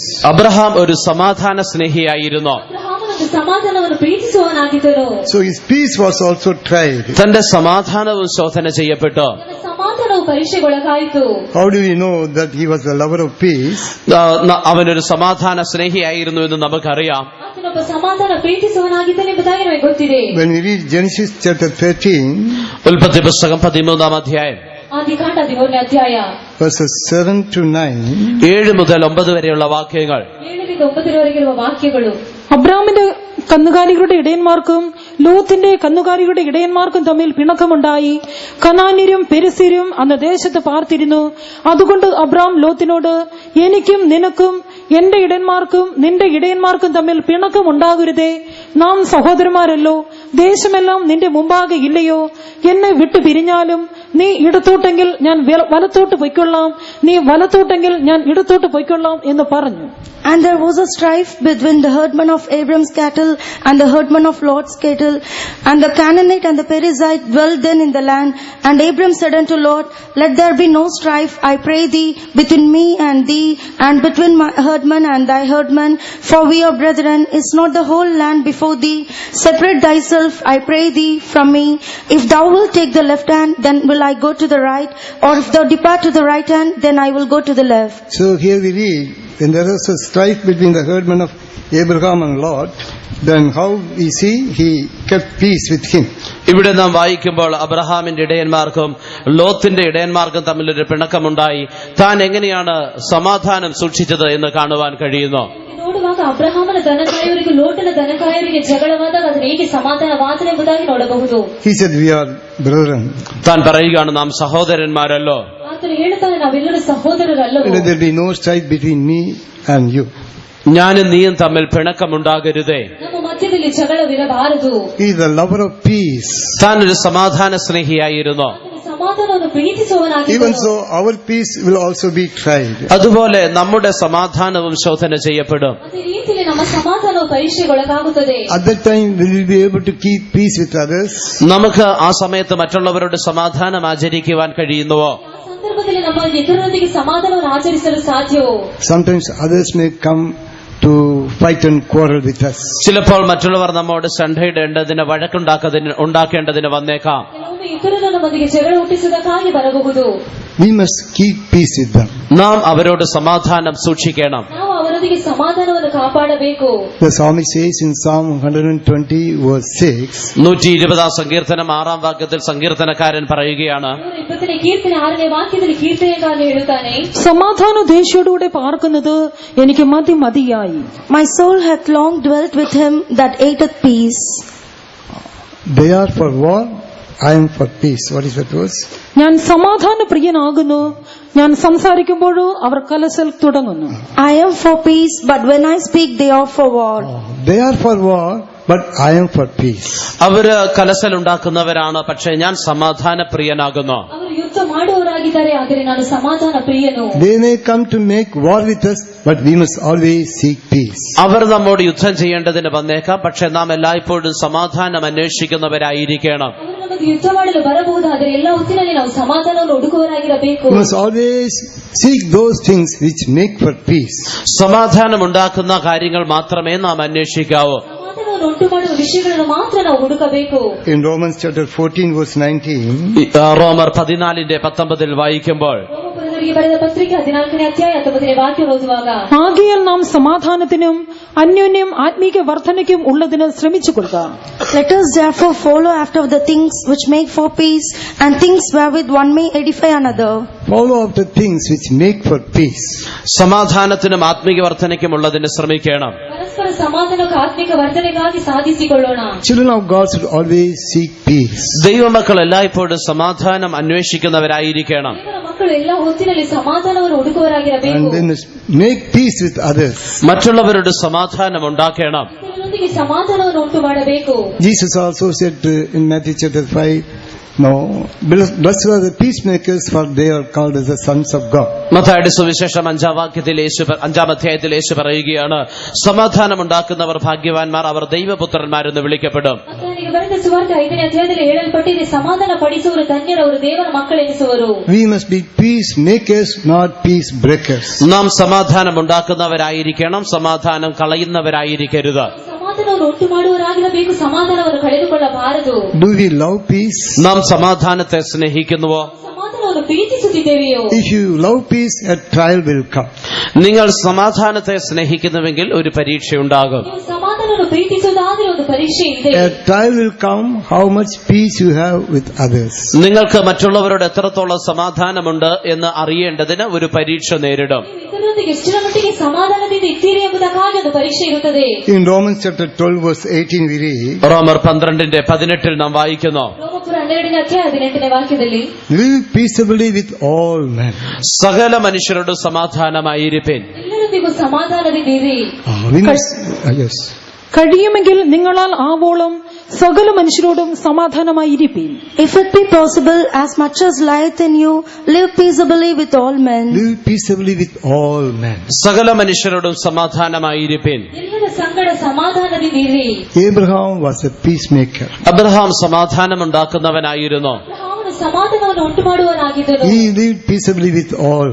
സകലരുമായി താൻ സമാധാനത്തിൽ ജീവിച്ചു. ಎಲ್ಲರೊಂದಿಗೂ ಸಮಾಧಾನದಿಂದ ಬದುಕಿದನು. He was a lover of peace. താൻ സമാധാന സ്നേഹിയായിരുന്നു. ಆತನು ಸಮಾಧಾನವನ್ನು ಪ್ರೀತಿಸುವವನಾಗಿದ್ದನು. If we have peace, our peace will be tried. നമുക്ക് സമാധാനമുണ്ടെങ്കിൽ നമ്മുടെ സമാധാനവും ശോധന ചെയ്യപ്പെടും. ನಮಗೂ ಸಮಾಧಾನ ಇರುವುದಾದರೆ ನಮ್ಮ ಸಮಾಧಾನವು ಪರೀಕ್ಷೆಗೊಳಗಾಗುತ್ತದೆ. We must always keep the peace. നാം എല്ലായ്പ്പോഴും സമാധാനം സൂക്ഷിക്കണം. ಎಲ್ಲ ಹೊತ್ತಿನಲ್ಲಿ ಸಮಾಧಾನವನ್ನು ಕಾಪಾಡಿಕೊಳ್ಳಬೇಕು. Our Jesus is the Prince of Peace. യേശു സമാധാന പ്രഭുവാകുന്നു. ಯೇಸು ಸಮಾಧಾನ ಪ್ರಭುವಾಗಿದ್ದಾನೆ. And He has given us His peace to us. അവന്റെ സമാധാനം അവൻ നമുക്ക് നൽകിയിരിക്കുന്നു. ಆತನ ಸಮಾಧಾನ ನಮಗೆ ಕೊಟ್ಟು ಹೋಗಿದ್ದಾನೆ. He said, My peace I leave unto you, not as the world giveth, but my peace I give unto you. യേശു പറയുകയുണ്ടായി, എന്റെ സമാധാനം ഞാൻ നിങ്ങൾക്ക് നൽകുന്നു, ലോകം തരുന്നത് പോലെയല്ല ഞാൻ എന്റെ സമാധാനം നിങ്ങൾക്ക് നൽകുന്നത്. ಹೇಳುತ್ತಾನೆ, ನನ್ನ ಸಮಾಧಾನ ನಿಮಗೆ ಕೊಟ್ಟಿದ್ದೇನೆ, ಅದು ಲೋಕವು ಕೊಡುವ ಸಮಾಧಾನವಲ್ಲ. Let not your heart be troubled, neither be afraid. നിങ്ങളുടെ ഹൃദയം കലങ്ങരുത്, നിങ്ങൾ ഭയപ്പെടുകയും അരുത്. ನಿಮ್ಮ ಹೃದಯವು ಕಳವಳಗೊಳ್ಳದಿರಲಿ, ಹೆದರದಿರಲಿ. So we must keep peace with everyone. നാം സകലരുമായി സമാധാനം ആചരിക്കണം. ನಾವೆಲ್ಲರೊಂದಿಗೂ ಸಮಾಧಾನವನ್ನು ಆಚರಿಸುವವರಾಗಿರಬೇಕು. Keep peace with one another. അന്യോന്യ സമാധാനം ആചരിക്കണം. ಪರಸ್ಪರ ಸಮಾಧಾನವನ್ನು ಆಚರಿಸಬೇಕು. In Hebrews 12:14 we read, എബ്രായ ലേഖനം 12:14 നാം വായിക്കുന്നു, ಬರೆದ ಪತ್ರಿಕೆ 2ನೇ ಅಧ್ಯಾಯ 14ನೇ Follow peace with all men, holiness without which no man shall see the Lord. എല്ലാവരോടും സമാധാനം ആചരിച്ച് ശുദ്ധീകരണം പ്രാപിപ്പാൻ ഉത്സാഹിപ്പിൻ, ശുദ്ധീകരണം കൂടാതെ ആരും ദൈവത്തെ കാണുകയില്ല. ಎಲ್ಲರೊಂದಿಗೂ ಸಮಾಧಾನವನ್ನು ಆಚರಿಸಿ ಪವಿತ್ರೀಕರಣ ಮಾಡಿ, ಪವಿತ್ರೀಕರಣವಿಲ್ಲದೆ ಯಾರು ದೇವರನ್ನು ನೋಡಲು ಸಾಧ್ಯವಿಲ್ಲ. So following peace with all men is equal to having holiness. എല്ലാവരോടും സമാധാനം ആചരിക്കുന്നത് ദൈവികത്വം ഉള്ളതിന് തുല്യമാണ്. ಎಲ್ಲರೊಂದಿಗೂ ಸಮಾಧಾನವನ್ನು ಆಚರಿಸುವುದು ದೈವಿಕಕ್ಕೆ ಹೋಲಿಕೆಯಾಗಿದೆ. Peace and holiness, they go together. സമാധാനവും വിശുദ്ധിയും ഒന്നിച്ചു പോകുന്നതാണ്. ಸಮಾಧಾನವು ಪರಿಶುದ್ಧತೆ ಒಂದಾಗಿ ಹೋಗುತ್ತದೆ. If you are not able to make peace with others, that means we are not holy. നിങ്ങൾക്ക് മറ്റുള്ളവരുമായി സമാധാനം ഉണ്ടാക്കുവാൻ കഴിയുന്നില്ല എങ്കിൽ അതിന്റെ അർത്ഥം നിങ്ങൾ വിശുദ്ധരല്ല എന്നാണ്. ನಿಮಗೆ ಇತರರೊಂದಿಗೆ ಸಮಾಧಾನ ಉಂಟು ಮಾಡಲು ಸಾಧ್ಯವಿಲ್ಲದಿದ್ದರೆ ನೀವು ಪರಿಶುದ್ಧರಲ್ಲ. And holiness without which no man shall see the Lord. ശുദ്ധീകരണം കൂടാതെ ആരും ദൈവത്തെ കാണുകയുമില്ല. ಪರಿಶುದ್ಧತೆ ಇಲ್ಲದೆ ಕರ್ತನನ್ನು ನೋಡಲು ಸಾಧ್ಯವಿಲ್ಲ. Oh, we are all waiting for the coming of the Lord. നാം എല്ലാവരും കർത്താവിന്റെ വരവിനായി കാത്തിരിക്കുന്നവരാണല്ലോ. ನಾವೆಲ್ಲರೂ ಕರ್ತನ ಬರೋಣಕ್ಕಾಗಿ ಕಾಯುತ್ತಿರುವವರಲ್ಲವೋ? We are going to see Him face to face. നാം അവനെ മുഖാമുഖമായി കാണുവാൻ പോകുന്നു. ಆತನನ್ನು ಮುಖಾಮುಖಿಯಾಗಿ ನೋಡುತ್ತೇವೆ. If so, how much careful we should be in keeping peace with others. അങ്ങനെയെങ്കിൽ മറ്റുള്ളവരുമായി നമ്മുടെ സമാധാനം സൂക്ഷിക്കുന്നതിൽ നാം എത്രത്തോളം ശ്രദ്ധാലുക്കളായിരിക്കണം. ಹಾಗಿರುವುದರಿಂದ ಇತರರೊಂದಿಗೆ ಸಮಾಧಾನವನ್ನು ಕಾಪಾಡುವುದು ನಾವು ಎಷ್ಟರ ಮಟ್ಟಿಗೆ ಶ್ರದ್ಧೆ ವಹಿಸಬೇಕು. Keeping peace with all men is holiness. സകലരുമായി സമാധാനം ആചരിക്കുന്നതാണ് വിശുദ്ധീകരണം. ಎಲ್ಲರೊಂದಿಗೂ ಸಮಾಧಾನ ಆಚರಿಸುವುದೇ ಪವಿತ್ರೀಕರಣ. So the righteous will love peace. നീതിമാൻ സമാധാനത്തെ സ്നേഹിക്കും. ನೀತಿವಂತನು ಸಮಾಧಾನವನ್ನು ಪ್ರೀತಿಸುತ್ತಾನೆ. Abraham was a righteous man, he loved peace. Abraham ഒരു നീതിമാനായിരുന്നു, താൻ സമാധാനം സ്നേഹിച്ചു. ಅಬ್ರಹಾಮನು ಒಬ್ಬ ನೀತಿವಂತನಾಗಿದ್ದನು, ಆತನ ಸಮಾಧಾನವನ್ನು ಪ್ರೀತಿಸಿದನು. And his peace was tried. അവന്റെ സമാധാനവും ശോധന ചെയ്യപ്പെട്ടു. ಆತನ ಸಮಾಧಾನವು ಪರೀಕ್ಷೆಗೊಳಗಾಯಿತು. Even so, if we are righteous, our peace will be tried. അപ്രകാരം നാം നീതിമാന്മാരാകുന്നുവെങ്കിൽ നമ്മുടെ സമാധാനവും ശോധന ചെയ്യപ്പെടും. ಅದೇ ರೀತಿಯಲ್ಲಿ ನಾವು ನೀತಿವಂತರಾಗುವುದಾದರೆ ನಮ್ಮ ಸಮಾಧಾನವು ಪರೀಕ್ಷೆಗೊಳಗಾಗುತ್ತದೆ. At that time we must prove that we have peace with all men. നാം അപ്പോൾ എല്ലാവരുമായി സമാധാനം ആചരിക്കുന്നു എന്നുള്ളത് തെളിയിക്കണം. ನಾವು ಎಲ್ಲರೊಂದಿಗೆ ಸಮಾಧಾನದಿಂದ ಇದ್ದೇವೆ ಎಂಬುದಾಗಿ ಆಗ ಪ್ರಕಟಪಡಿಸಬೇಕು. We must prove that we are the peacemakers. നാം സമാധാനം ഉണ്ടാക്കുന്നവരാണ് എന്ന് നാം തെളിയിക്കണം. ಸಮಾಧಾನ ಉಂಟು ಮಾಡುವವರೆಂಬುದಾಗಿ ಪ್ರಕಟಪಡಿಸಬೇಕು. Peacemakers are called as the sons of God, and Jesus is coming for the sons of God. സമാധാനം ഉണ്ടാക്കുന്നവർ ദൈവപുത്രന്മാരെന്ന് വിളിക്കപ്പെടുന്നു. യേശു ദൈവപുത്രന്മാരെ ചേർക്കുവാൻ വരുന്നു. ಸಮಾಧಾನ ಉಂಟು ಮಾಡುವವರು ದೇವರ ಮಕ್ಕಳನ್ನಿಸುವರು. ಯೇಸು ತನ್ನ ಮಕ್ಕಳನ್ನು ಸೇರಿಸಲು ಬರುತ್ತಾನೆ. And Abraham's faith was tried. അബ്രഹാമിന്റെ വിശ്വാസവും ശോധന ചെയ്യപ്പെട്ടു. ಅಬ್ರಹಾಮನ ನಂಬಿಕೆಯು ಪರೀಕ್ಷೆಗೊಳಗಾಯಿತು. Abraham believed the promise of God. Abraham ദൈവത്തിന്റെ വാഗ്ദത്തം വിശ്വസിച്ചു. ಅಬ್ರಹಾಮನು ಅಬ್ರಹಾಮನು ದೇವರ ವಾಗ್ದಾನದಲ್ಲಿ ನಂಬಿದನು, and it was counted unto him for righteousness. അത് അവന് നീതിയായി കണക്കിടുകയും ചെയ്തു. ಅದನ್ನು ದೇವರು ನೀತಿಯಾಗಿ ಎಣಿಸಿದನು. In Genesis chapter 15, ഉൽപ്പത്തി പുസ്തകം 15-ാം അധ്യായം ಆದಿಕಾಂಡ 15ನೇ ಅಧ್ಯಾಯ, when we read the verses 5 and 6, 5-ഉം 6-ഉം വാക്യങ്ങൾ നാം വായിക്കുമ്പോൾ 5-6 വാക്യಗಳನ್ನು ಓದುವಾಗ, പിന്നെ അവൻ അവനെ പുറത്തു കൊണ്ടുചെന്ന്, നീ ആകാശത്തേക്ക് നോക്കുക, നക്ഷത്രങ്ങളെ എണ്ണുവാൻ കഴിയുമെങ്കിൽ എണ്ണുക എന്ന് കൽപ്പിച്ചു. നിന്റെ സന്തതി ഇങ്ങനെ ആകുമെന്ന് അവനോട് കൽപ്പിച്ചു. അവൻ യഹോവയിൽ വിശ്വസിച്ചു, അത് അവന് നീതിയായി കണക്കിട്ടു. And he brought him forth abroad and said, Look now toward heaven and tell the stars, if thou be able to number them. And he said unto him, So shall thy seed be. And he believed in the Lord, and he counted it to him for righteousness. what God has promised, he just believed. ദൈവം എന്താണ് വാഗ്ദത്തം ചെയ്തത്, അവൻ അത് പൂർണ്ണമായി വിശ്വസിച്ചു. ದೇವರು ಏನನ್ನು ವಾಗ್ದಾನ ಮಾಡಿದನು ಅದನ್ನು ಆತನು ಪರಿಪೂರ್ಣವಾಗಿ ನಂಬಿದನು. He believed in the Lord, and he counted it unto him for righteousness. അവൻ ദൈവത്തിൽ വിശ്വസിച്ചു, അത് അവന് നീതിയായി കണക്കിട്ടു. ಆತನು ದೇವರಲ್ಲಿ ನಂಬಿದನು, ಅದನ್ನು ದೇವರು ನೀತಿಯಾಗಿ ಎಣಿಸಿದನು. Righteous people will believe God. നീതിമാന്മാർ ദൈവത്തിൽ വിശ്വസിക്കും. ನೀತಿವಂತರು ದೇವರಲ್ಲಿ ನಂಬುತ್ತಾರೆ. They will believe the promises of God. അവർ ദൈവത്തിന്റെ വാഗ്ദത്തങ്ങൾ വിശ്വസിക്കും. ಅವರು ದೇವರ ವಾಗ್ದಾನಗಳನ್ನು ನಂಬುತ್ತಾರೆ. Praise be to His holy name. അവന്റെ പരിശുദ്ധ നാമത്തിന് സ്തോത്രം. ದೇವರ ಪವಿತ್ರ ನಾಮಕ್ಕೆ ಸ್ತೋತ್ರ. Righteous people will be prepared to sacrifice anything for the Lord. നീതിമാന്മാർ എന്തും ദൈവത്തിന് വേണ്ടി ത്യജിക്കുവാൻ ഒരുക്കമുള്ളവരായിരിക്കും. ನೀತಿವಂತರು ಏನನ್ನು ದೇವರಿಗಾಗಿ ತ್ಯಜಿಸಲು ಸಿದ್ಧರಾಗಿರುತ್ತಾರೆ. In Genesis 22, ഉൽപ്പത്തി 22-ാം അധ്യായം ಆದಿಕಾಂಡ 22ನೇ ಅಧ್ಯಾಯ, we know how the faith of Abraham was tried. അബ്രഹാമിന്റെ വിശ്വാസം എങ്ങനെയാണ് ശോധന ചെയ്യപ്പെട്ടത് എന്നുള്ളത് നമുക്കെല്ലാം അറിയാം. ಅಬ್ರಹಾಮನ ನಂಬಿಕೆ ಹೇಗೆ ಶೋಧಿತವಾಯಿತು ಎಂಬುದಾಗಿ ನಮಗೆ ಗೊತ್ತಿದೆ. God told Abraham to sacrifice his only son Isaac. അബ്രഹാമിന്റെ ഏകജാതനായ മകനായ ഇസ്ഹാക്കിനെ യാഗമർപ്പിക്കുവാൻ ദൈവം അബ്രഹാമിനോട് ആവശ്യപ്പെട്ടു. ಅಬ್ರಹಾಮನ ಒಬ್ಬನೇ ಕುಮಾರನಾದ ಇಸಾಕನನ್ನು ಯಜ್ಞವಾಗಿ ಅರ್ಪಿಸಲು ದೇವರಾತನಿಗೆ ಕೇಳಿಕೊಂಡನು. He said in verse 2, 2-ാം വാക്യത്തിൽ പറയുകയാണ്, 2ನೇ ವಾಕ್ಯದಲ್ಲಿ ಹೇಳಲ್ಪಟ್ಟಿರುವುದು, Take now thy son, thine only son Isaac, whom thou lovest, and get thee into the land of Moriah. നിന്റെ മകനെ, നീ സ്നേഹിക്കുന്ന നിന്റെ ഏകജാതനായ ഇസ്ഹാക്കിനെ തന്നെ കൂട്ടിക്കൊണ്ട് മോറിയ ദേശത്തേക്ക് പോകണം. ಪ್ರಿಯನಾಗಿರುವ ಒಬ್ಬನೇ ಮಗನಾದ ಇಸಾಕನನ್ನು ಕರೆದುಕೊಂಡು ಮೋರಿಯ ದೇಶಕ್ಕೆ ಹೋಗು. And God told him to offer him as a sacrifice. ദൈവം അവനെ അവിടെ ഒരു യാഗമായിട്ട് അർപ്പിക്കുവാൻ കൽപ്പിച്ചു. ದೇವರು ಆ ಬೆಟ್ಟದ ಮೇಲೆ ಸರ್ವಾಂಗ ಹೋಮವಾಗಿ ಅರ್ಪಿಸಲು ಹೇಳಿದನು. God told him that he would make him a great nation.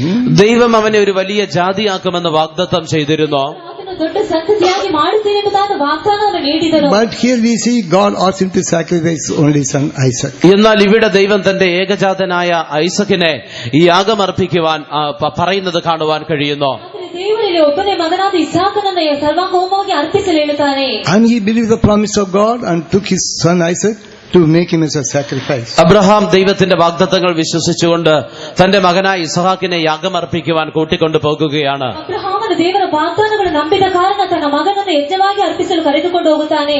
See his faith, what he says in verse 5. 5-ാം വാക്യത്തിൽ തന്റെ വിശ്വാസം താൻ എന്തു പറയുന്നു എന്ന് കാണുവാൻ കഴിയും. 5ನೇ ವಾಕ್ಯದಲ್ಲಿ ತನ್ನ ನಂಬಿಕೆ ಏನು ಹೇಳುತ್ತಿದೆ ಎಂಬುದಾಗಿ ನೋಡಬಹುದು. And Abraham said unto his young man, Abide ye here with the ass, and I and the lad will go yonder and worship and come again to you.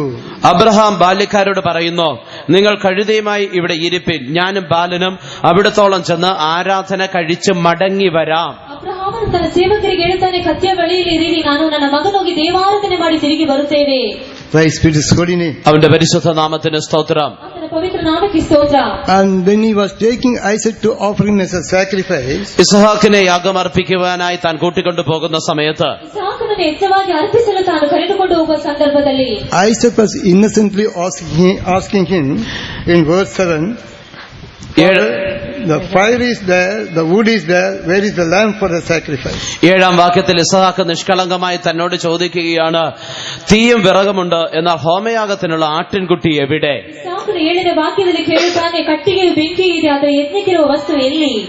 And the 8th verse, Abraham says, My son, God will provide himself for a burnt offering, lamb for the burnt offering. Abraham തന്നോട് മറുപടി പറയുകയാണ്, മകനെ, ദൈവം തനിക്ക് ഒരു യാഗത്തിനായി ഒരു ആട്ടിൻകുട്ടിയെ നോക്കിക്കൊള്ളും.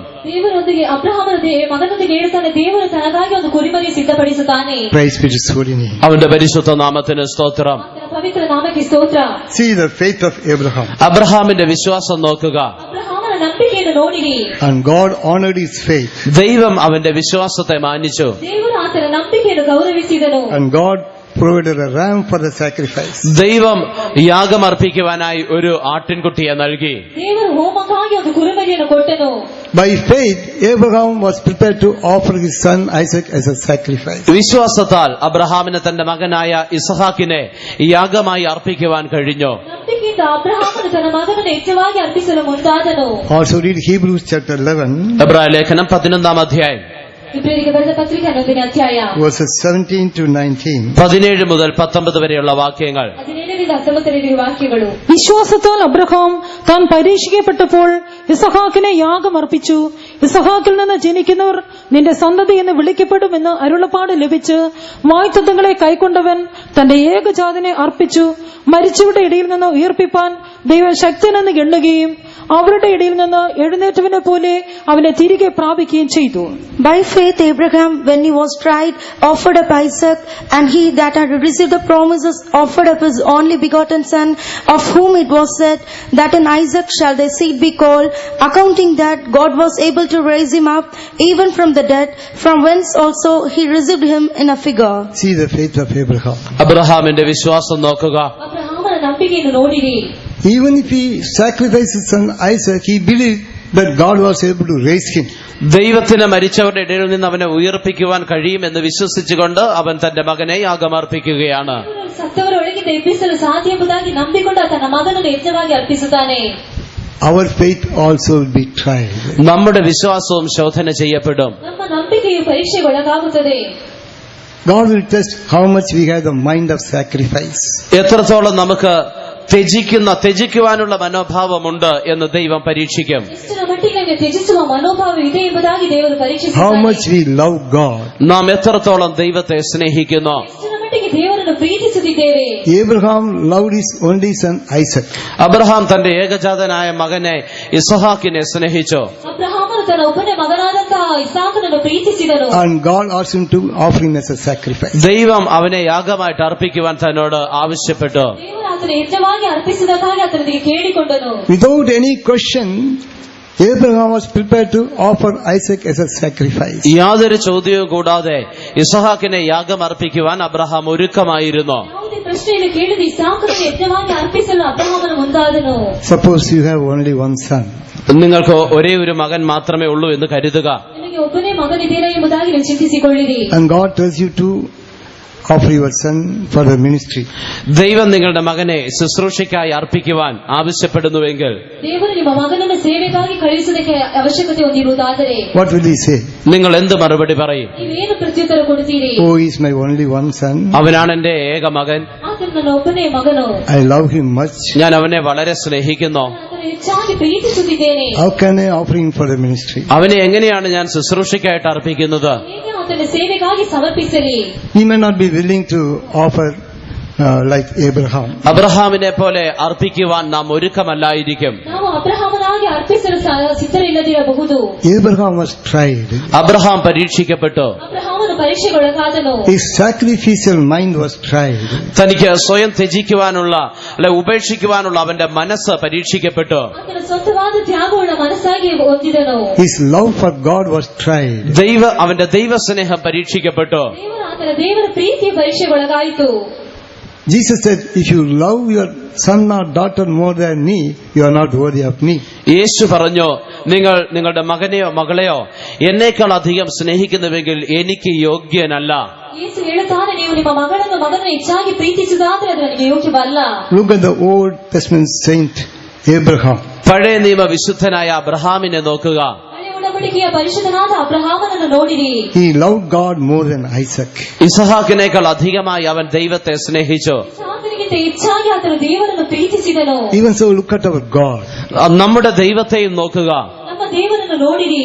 God so loved the world that he gave his only begotten son Jesus, that whosoever believeth in him should not perish but shall have everlasting life. തന്റെ ഏകജാതനായ പുത്രനായ യേശുവിൽ വിശ്വസിക്കുന്ന ഏവനും നശിച്ചു പോകാതെ നിത്യജീവൻ പ്രാപിക്കേണ്ടതിന് അവനെ നൽകുവാൻ തക്കവണ്ണം ദൈവം ലോകത്തെ സ്നേഹിച്ചു. ಒಬ್ಬನೇ ಕುಮಾರನಾದಂತಹ ಯೇಸು ಕ್ರಿಸ್ತನ ಲೋಕಕ್ಕೆ ಕಳುಹಿಸುವುದಕ್ಕಾಗಿ ಆತನ ಈ ಲೋಕವನ್ನು ಪ್ರೀತಿಸಿದನು. Even so, Abraham was prepared to offer his only son Isaac as a sacrifice. അതുപോലെ അബ്രഹാമും തന്റെ ഏകജാതനായ പുത്രനായ ഇസഹാക്കിനെ ഒരു യാഗമായി അർപ്പിച്ചു. ಅದೇ ರೀತಿಯಲ್ಲಿ ಅಬ್ರಹಾಮನು ತನ್ನ ಒಬ್ಬನೇ ಕುಮಾರನಾದ ಇಸಾಕನನ್ನು ಯಜ್ಞವಾಗಿ ಅರ್ಪಿಸಿದನು. We need the mind of sacrifice. നമുക്കങ്ങനെ യാഗം അർപ്പിക്കുവാൻ അല്ലെ ത്യജിക്കുവാനുള്ള മനസ്സുണ്ടായിരിക്കണം. ಆ ರೀತಿ ತ್ಯಾಗದ ಮನೋಭಾವ ಇರಬೇಕು. We must love God more than anything else. മറ്റെന്തിനേക്കാളും അധികമായി ദൈവത്തെ സ്നേഹിക്കണം. ಯಾವುದಕ್ಕಿಂತ ಹೆಚ್ಚಾಗಿ ನಾವು ದೇವರನ್ನು ಪ್ರೀತಿಸಬೇಕು. And our faith will be tried. നമ്മുടെ വിശ്വാസം ശോധന ചെയ്യപ്പെടും. ನಮ್ಮ ನಂಬಿಕೆ ಪರೀಕ್ಷೆಗೊಳಗಾಗುತ್ತದೆ. Abraham believed God. അബ്രഹാം ദൈവത്തെ വിശ്വസിച്ചു. ಅಬ್ರಹಾಮನು ದೇವರನ್ನು ನಂಬಿದನು. When God told him that he would have a son in his old age, തന്റെ വാർദ്ധക്യത്തിൽ ഒരു മകനെ ലഭിക്കുമെന്ന് ദൈവം തന്നോട് വാഗ്ദത്തം പറഞ്ഞു കൊടുത്തിരുന്നോ? ಮೃತನಾದಾಗ ತನಗೆ ಮಗನನ್ನು ಕೊಡುತ್ತಾನೆಂಬುದಾಗಿ ದೇವರು ಹೇಳಿದನು. he just believed God. താൻ ദൈവത്തെ വിശ്വസിച്ചു. ತಾನು ದೇವರನ್ನು ನಂಬಿದನು. About the faith of Abraham, we read in Romans chapter 4. റോമാലേഖനം 4-ാം അധ്യായത്തിൽ അബ്രഹാമിന്റെ വിശ്വാസത്തെ കുറിച്ച് നാം വായിക്കുന്നുണ്ട്. ರೋಮಪುರ ಪತ್ರಿಕೆ 4ನೇ ಅಧ್ಯಾಯದಲ್ಲಿ ಅಬ್ರಹಾಮನ ನಂಬಿಕೆಯ ಕುರಿತಾಗಿ ಓದುತ್ತೇವೆ. Verses 18 to 20. 18 മുതൽ 20 വരെയുള്ള വാക്യങ്ങൾ. 18ರಿಂದ 20 ವಾಕ್ಯಗಳು. Up to 24. 24. നിന്റെ സന്തതി ഇവണ്ണം ആകുമെന്ന് അരുളി ചെയ്ത് ഇരിക്കുന്നത് പോലെ താൻ ബഹുജാതികൾക്ക് പിതാവും ആകുമെന്ന് അവൻ ആശയ്ക്ക് വിരോധമായി ആശയോടെ വിശ്വസിച്ചു. അവൻ ഏകദേശം 100 വയസ്സുള്ളവനാകിയാൽ തന്റെ ശരീരം നിർജീവമായി പോയതും സാറായുടെ ഗർഭപാത്രത്തിന്റെ നിർജീവത്വം ഗ്രഹിച്ചിട്ടും വിശ്വാസത്തിൽ ക്ഷീണിച്ചില്ല. ദൈവത്തിന്റെ വാഗ്ദത്തങ്ങൾ അവിശ്വാസത്താൽ സംശയിക്കാതെ വിശ്വാസത്തിൽ ശക്തിപ്പെട്ട് ദൈവത്തിന് മഹത്വം കൊടുത്തു. അവൻ വാഗ്ദത്തം ചെയ്തത് പ്രവർത്തിപ്പാനും ശക്തനെന്ന് പൂർണ്ണമായി ഉറച്ചു. അതുകൊണ്ട് അത് അവന് നീതിയായി കണക്കിട്ടു. അവന് കണക്കിട്ടു എന്ന് എഴുതിയിരിക്കുന്നത് അവനെ വിചാരിച്ചു മാത്രമല്ല, നമ്മെ വിചാരിച്ചു കൂടെ ആകുന്നു. And who against hope believed in hope that he might become the father of many nations, according to that which was spoken, so shall thy seed be. And being not weak in faith, he considered not his own body now dead, when he was about 100 years old, neither at the deadness of Sarah's womb. He staggered not at the promise of God through unbelief, but was strong in faith, giving glory to God, and being fully persuaded that what he had promised he was able also to perform, and therefore it was imputed to him for righteousness. Now it was not written for his sake alone that it was imputed to him, but for us also. To him it shall be imputed, if we believe on him that raised up Jesus our Lord from the dead. Not for his sake alone, but for us also. അവന് വേണ്ടി മാത്രമല്ല, നമുക്ക് വേണ്ടിയും കൂടിയാകുന്നു. ಆತನಿಗೆ ಈಗ ಮಾತ್ರವಲ್ಲ, ನಮಗೋಸ್ಕರವೂ ಕೂಡವಾಗಿದೆ. On the old age, he believed the promise of God. തന്റെ വാർദ്ധക്യത്തിൽ അവൻ ദൈവത്തിന്റെ വാഗ്ദത്തത്തെ വിശ്വസിച്ചു. ವೃದ್ಧ ಪ್ರಾಯದಲ್ಲಿ ದೇವರ ವಾಗ್ದಾನವನ್ನು ನಂಬಿದನು. He did not consider about his own weakness, nor the weakness of the deadness of Sarah's womb. തന്റെ ബലഹീനതയോ തന്റെ സാറായുടെ ഗർഭപാത്രത്തിന്റെ നിർജീവത്വമോ അവൻ കണക്കിട്ടില്ല. ತನ್ನ ಬಲಹೀನತೆಯನ್ನು ಸಾರಳ ಗರ್ಭಕಾಲ ಕಳೆದು ಹೋದುದನ್ನು ಆತನು ಲೆಕ್ಕಿಸಲಿಲ್ಲ. He was fully persuaded what God has promised, he was able to fulfill. ദൈവം എന്ത് വാഗ്ദത്തം ചെയ്തുവോ അത് നിവർത്തിക്കുവാൻ ദൈവം ശക്തൻ തന്നെ എന്ന് അവൻ പൂർണ്ണമായി ഉറച്ചിരുന്നു. ದೇವರು ಮಾಡಿದ ವಾಗ್ದಾನವನ್ನು ನೆರವೇರಿಸಲು ದೇವರು ಶಕ್ತನೆಂಬುದಾಗಿ ಆತನು ಪೂರ್ಣವಾಗಿ ನಂಬಿದನು. He staggered at the promise of God through unbelief, but was strong in faith, giving glory to God. ദൈവത്തിന്റെ വാഗ്ദത്തങ്ങൾ അവിശ്വാസത്താൽ സംശയിക്കാതെ വിശ്വാസത്തിൽ ശക്തിപ്പെട്ട് ദൈവത്തിന് മഹത്വം കൊടുത്തു. ದೇವರ ವಾಗ್ದಾನವನ್ನು ಅಪನಂಬಿಕೆಯಿಂದ ಇಲ್ಲದೆ ನಂಬಿಕೆಯಲ್ಲಿ ಶಕ್ತರಾಗಿರಿ. What about our faith? നമ്മുടെ വിശ്വാസം എങ്ങനെയാണ്? ನಮ್ಮ ನಂಬಿಕೆ ಹೇಗಿದೆ? Suppose you have some sickness. നിങ്ങൾക്ക് ഏതെങ്കിലും ഒരു രോഗമുണ്ടെങ്കിൽ, ನಿಮಗೆ ಯಾವುದಾದ್ರೂ ರೋಗವಿರುವುದಾದರೆ, Do you believe Jesus is able to heal your sickness? യേശുവിന് നിങ്ങളുടെ രോഗം സൗഖ്യമാക്കുവാൻ കഴിയുമെന്ന് നിങ്ങൾ വിശ്വസിക്കുന്നുവോ? ನಿಮ್ಮ ರೋಗ ಸೌಖ್ಯಗೊಳಿಸಲು ಸಾಧ್ಯ ಎಂಬುದಾಗಿ ನಂಬುತ್ತೀರೆಯೋ? It may be a deadly sickness. അതൊരു പക്ഷേ മരണകരമായ രോഗമായിരിക്കാം. ಒಂದು ವಿಷಯ ಮರಣಕರವಾದ ರೋಗವಾಗಿರಬಹುದು. It may be a serious sickness. അതൊരു ഗുരുതര രോഗമായിരിക്കാം. ಹೆಚ್ಚು ತುರ್ತುಗೊಳಗಾಗಿರಬಹುದು. But Abraham staggered at the promise of God through unbelief. അവിശ്വാസത്തിൽ അബ്രഹാം ദൈവത്തിന്റെ വാഗ്ദത്തത്തെ സംശയിച്ചില്ല. ಆತನ ಅಪನಂಬಿಕೆ ಮೂಲಕ ದೇವರ ವಾಗ್ದಾನವನ್ನು ಸಂಶಯಗೊಳ್ಳಲಿಲ್ಲ. Perhaps you may be an old person. ഒരുപക്ഷെ നിങ്ങൾ പ്രായമായ വ്യക്തിയായിരിക്കാം. ಒಂದು ವೇಳೆ ನೀವು ಪ್ರಾಯವಾದ ವ್ಯಕ್ತಿಯಾಗಿರಬಹುದು. I am very old, this sickness will not be healed. എനിക്ക് വളരെ പ്രായമുണ്ട്, ഈ രോഗം മാറുകയില്ല. ನನಗೆ ಪ್ರಾಯವಾಗಿದೆ, ಈ ರೋಗ ನನಗೆ ದೂರವಾಗುವುದಿಲ್ಲ. You look at the symptoms of sickness നിങ്ങൾ രോഗത്തിന്റെ ലക്ഷണങ്ങളെ നോക്കുകയാണെങ്കിൽ, ರೋಗದ ಲಕ್ಷಣಗಳನ್ನು ನೋಡುವುದಾದರೆ, and you are discouraged, you will lose your faith. നിങ്ങൾ അധൈര്യപ്പെട്ട് നിങ്ങളുടെ വിശ്വാസം നഷ്ടപ്പെട്ടു പോകും. ನೀವು ಅಧೈರ್ಯಗೊಂಡು ನಿಮ್ಮ ನಂಬಿಕೆ ನಷ್ಟವಾಗುತ್ತದೆ. You may be 80 years old or 90 years old, even 100 years old. ഒരുപക്ഷെ 80-90 അല്ലെങ്കിൽ ഒരുപക്ഷെ 100 വയസ്സോ നിങ്ങൾക്ക് പ്രായമുണ്ടായിരിക്കാം. 80-90 ಅಥವಾ 100 ವರ್ಷದಷ್ಟು ಪ್ರಾಯವಾಗಿರಬಹುದು. Look at the faith of Abraham. അബ്രഹാമിന്റെ വിശ്വാസത്തെ നോക്കുക. ಅಬ್ರಹಾಮನ ನಂಬಿಕೆಯನ್ನು ನೋಡಿರಿ. He staggered not the promise of God through unbelief. അവിശ്വാസം നിമിത്തം ദൈവത്തിന്റെ വാഗ്ദത്തത്തെ അവൻ സംശയിച്ചില്ല. ನಂಬಿಕೆ ನಿಮಿತ್ತವಾಗಿ ದೇವರ ವಾಗ್ದಾನಗಳನ್ನು ಆತನು ಸಂಶಯಗೊಳ್ಳಲಿಲ್ಲ. He became strong in faith, giving glory to God. അവൻ ദൈവത്തിന് മഹത്വം കൊടുത്തുകൊണ്ട് വിശ്വാസത്തിൽ ശക്തിപ്പെട്ടു. ಆತನು ದೇವರಿಗೆ ಮಹಿಮೆಯನ್ನು ಕೊಟ್ಟು ನಂಬಿಕೆಯಲ್ಲಿ ಶಕ್ತನಾದನು. What God has promised was able to fulfill. ദൈവം വാഗ്ദത്തം ചെയ്തത് നിവർത്തിപ്പാൻ ശക്തൻ തന്നെ. ವಾಗ್ದಾನ ಮಾಡಿದ ದೇವರು ನೆರವೇರಿಸಲು ಶಕ್ತನು. We must also believe. നാമും വിശ്വസിക്കണം. ನಾವು ನಂಬಬೇಕು. We must have faith in Jesus. യേശുവിൽ നമുക്ക് വിശ്വാസമുണ്ടായിരിക്കണം. ಯೇಸುವಿನಲ್ಲಿ ನಮಗೆ ನಂಬಿಕೆ ಇರಬೇಕು. We have so many divine healing promises in the Word of God. ദൈവവചനത്തിൽ ദൈവിക രോഗശാന്തിക്കുള്ള അനേക വാഗ്ദത്തങ്ങൾ നമുക്കുണ്ട്. ದೇವರ ವಾಕ್ಯದಲ್ಲಿ ದೈವಿಕ ರೋಗಶಾಂತಿಗೆ ಅನೇಕ ವಾಕ್ಯಗಳಿವೆ. A trial of faith will come to everyone. എല്ലാവർക്കും ഒരു വിശ്വാസത്തിന്റെ ശോധനയുണ്ടാകും. ಎಲ್ಲರಿಗೊಂದು ನಂಬಿಕೆಯ ಪರೀಕ್ಷೆ ಇರುತ್ತದೆ. A trial will come how far you are able to stand for the truth of divine healing. എത്രത്തോളം ദൈവിക രോഗശാന്തിക്ക് വേണ്ടി നമുക്ക് നിൽക്കുവാൻ സാധിക്കുന്നു എന്ന് അറിയുവാൻ എല്ലാവർക്കും ഒരു പരീക്ഷയുണ്ടാകും. ಇದರ ಮಟ್ಟಿಗೆ ನಾವು ದೈವಿಕ ರೋಗಶಾಂತಿ ನೆಲೆಗೊಳ್ಳುತ್ತೇವೆ ಎಂಬುದಕ್ಕಾಗಿ ಒಂದು ಪರೀಕ್ಷೆ ಇರುತ್ತದೆ. Sometimes when the trials come, we fail. ചിലപ്പോൾ പരീക്ഷ വരുമ്പോൾ നാം തോറ്റുപോയേക്കാം. ಕೆಲವೊಮ್ಮೆ ನಾವು ಪರೀಕ್ಷೆಗಳು ಬರುವಾಗ ಸೋಲನ್ನು ಅನುಭವಿಸಬಹುದು. When some serious sickness comes, ചില ഗുരുതര രോഗങ്ങൾ വരുമ്പോൾ ತುರ್ತು ರೋಗಗಳು ಬರುವಾಗ let me try Jesus, and if not, I will try other methods, other remedies. ഞാൻ യേശുവിനെ ഒന്ന് പരീക്ഷിച്ചു നോക്കാം, അത് വിജയിക്കുന്നില്ല എങ്കിൽ മറ്റു പല കാര്യങ്ങളും ഒന്ന് പരീക്ഷിച്ചു നോക്കാം. ಯೇಸುವನ್ನು ಪರೀಕ್ಷಿಸಿ ನೋಡೋಣ, ಜಯಶೀಲರಾಗದಿದ್ದರೆ ಇತರ ವಿಷಯಗಳಿಗೆ ಅವಲಂಬಿಸೋಣ. So we stagger at the promise of God. ദൈവത്തിന്റെ വാഗ്ദത്തങ്ങൾ നാം ക്ഷീണിച്ചു പോകുന്നു. ದೇವರ ವಾಗ್ದಾನಗಳು ಕ್ಷೀಣವಾಗುತ್ತಿದೆಯೋ? But Abraham staggered not the promise of God. Abraham ദൈവത്തിന്റെ വാഗ്ദത്തങ്ങൾ സംശയിച്ച് ക്ഷീണിച്ചു പോയില്ല. ಅಬ್ರಹಾಮನು ದೇವರ ವಾಗ್ದಾನಗಳಿಗೆ ಸಂಶಯಗೊಂಡು ತಳ್ಳೀನನಾಗಲಿಲ್ಲ. He never gave room for unbelief. ഒരിക്കലും അവൻ അവിശ്വാസത്തിന് ഇടം കൊടുത്തില്ല. ಅಪನಂಬಿಕೆಗೆ ಸ್ಥಳ ಕೊಡಲಿಲ್ಲ. What is our faith? എന്താണ് നമ്മുടെ വിശ്വാസം? ನಮ್ಮ ನಂಬಿಕೆ ಏನು? When we have some serious sickness, do we believe in Jesus? നമുക്ക് ചില ഗുരുതര രോഗങ്ങൾ വരുമ്പോൾ നാം യേശുവിൽ വിശ്വസിക്കുന്നുവോ? ನಮಗೆ ತುರ್ತು ರೋಗಗಳು ಬರುವಾಗ ನಾವು ಯೇಸುವನ್ನು ನಂಬುತ್ತೇವೆಯೋ?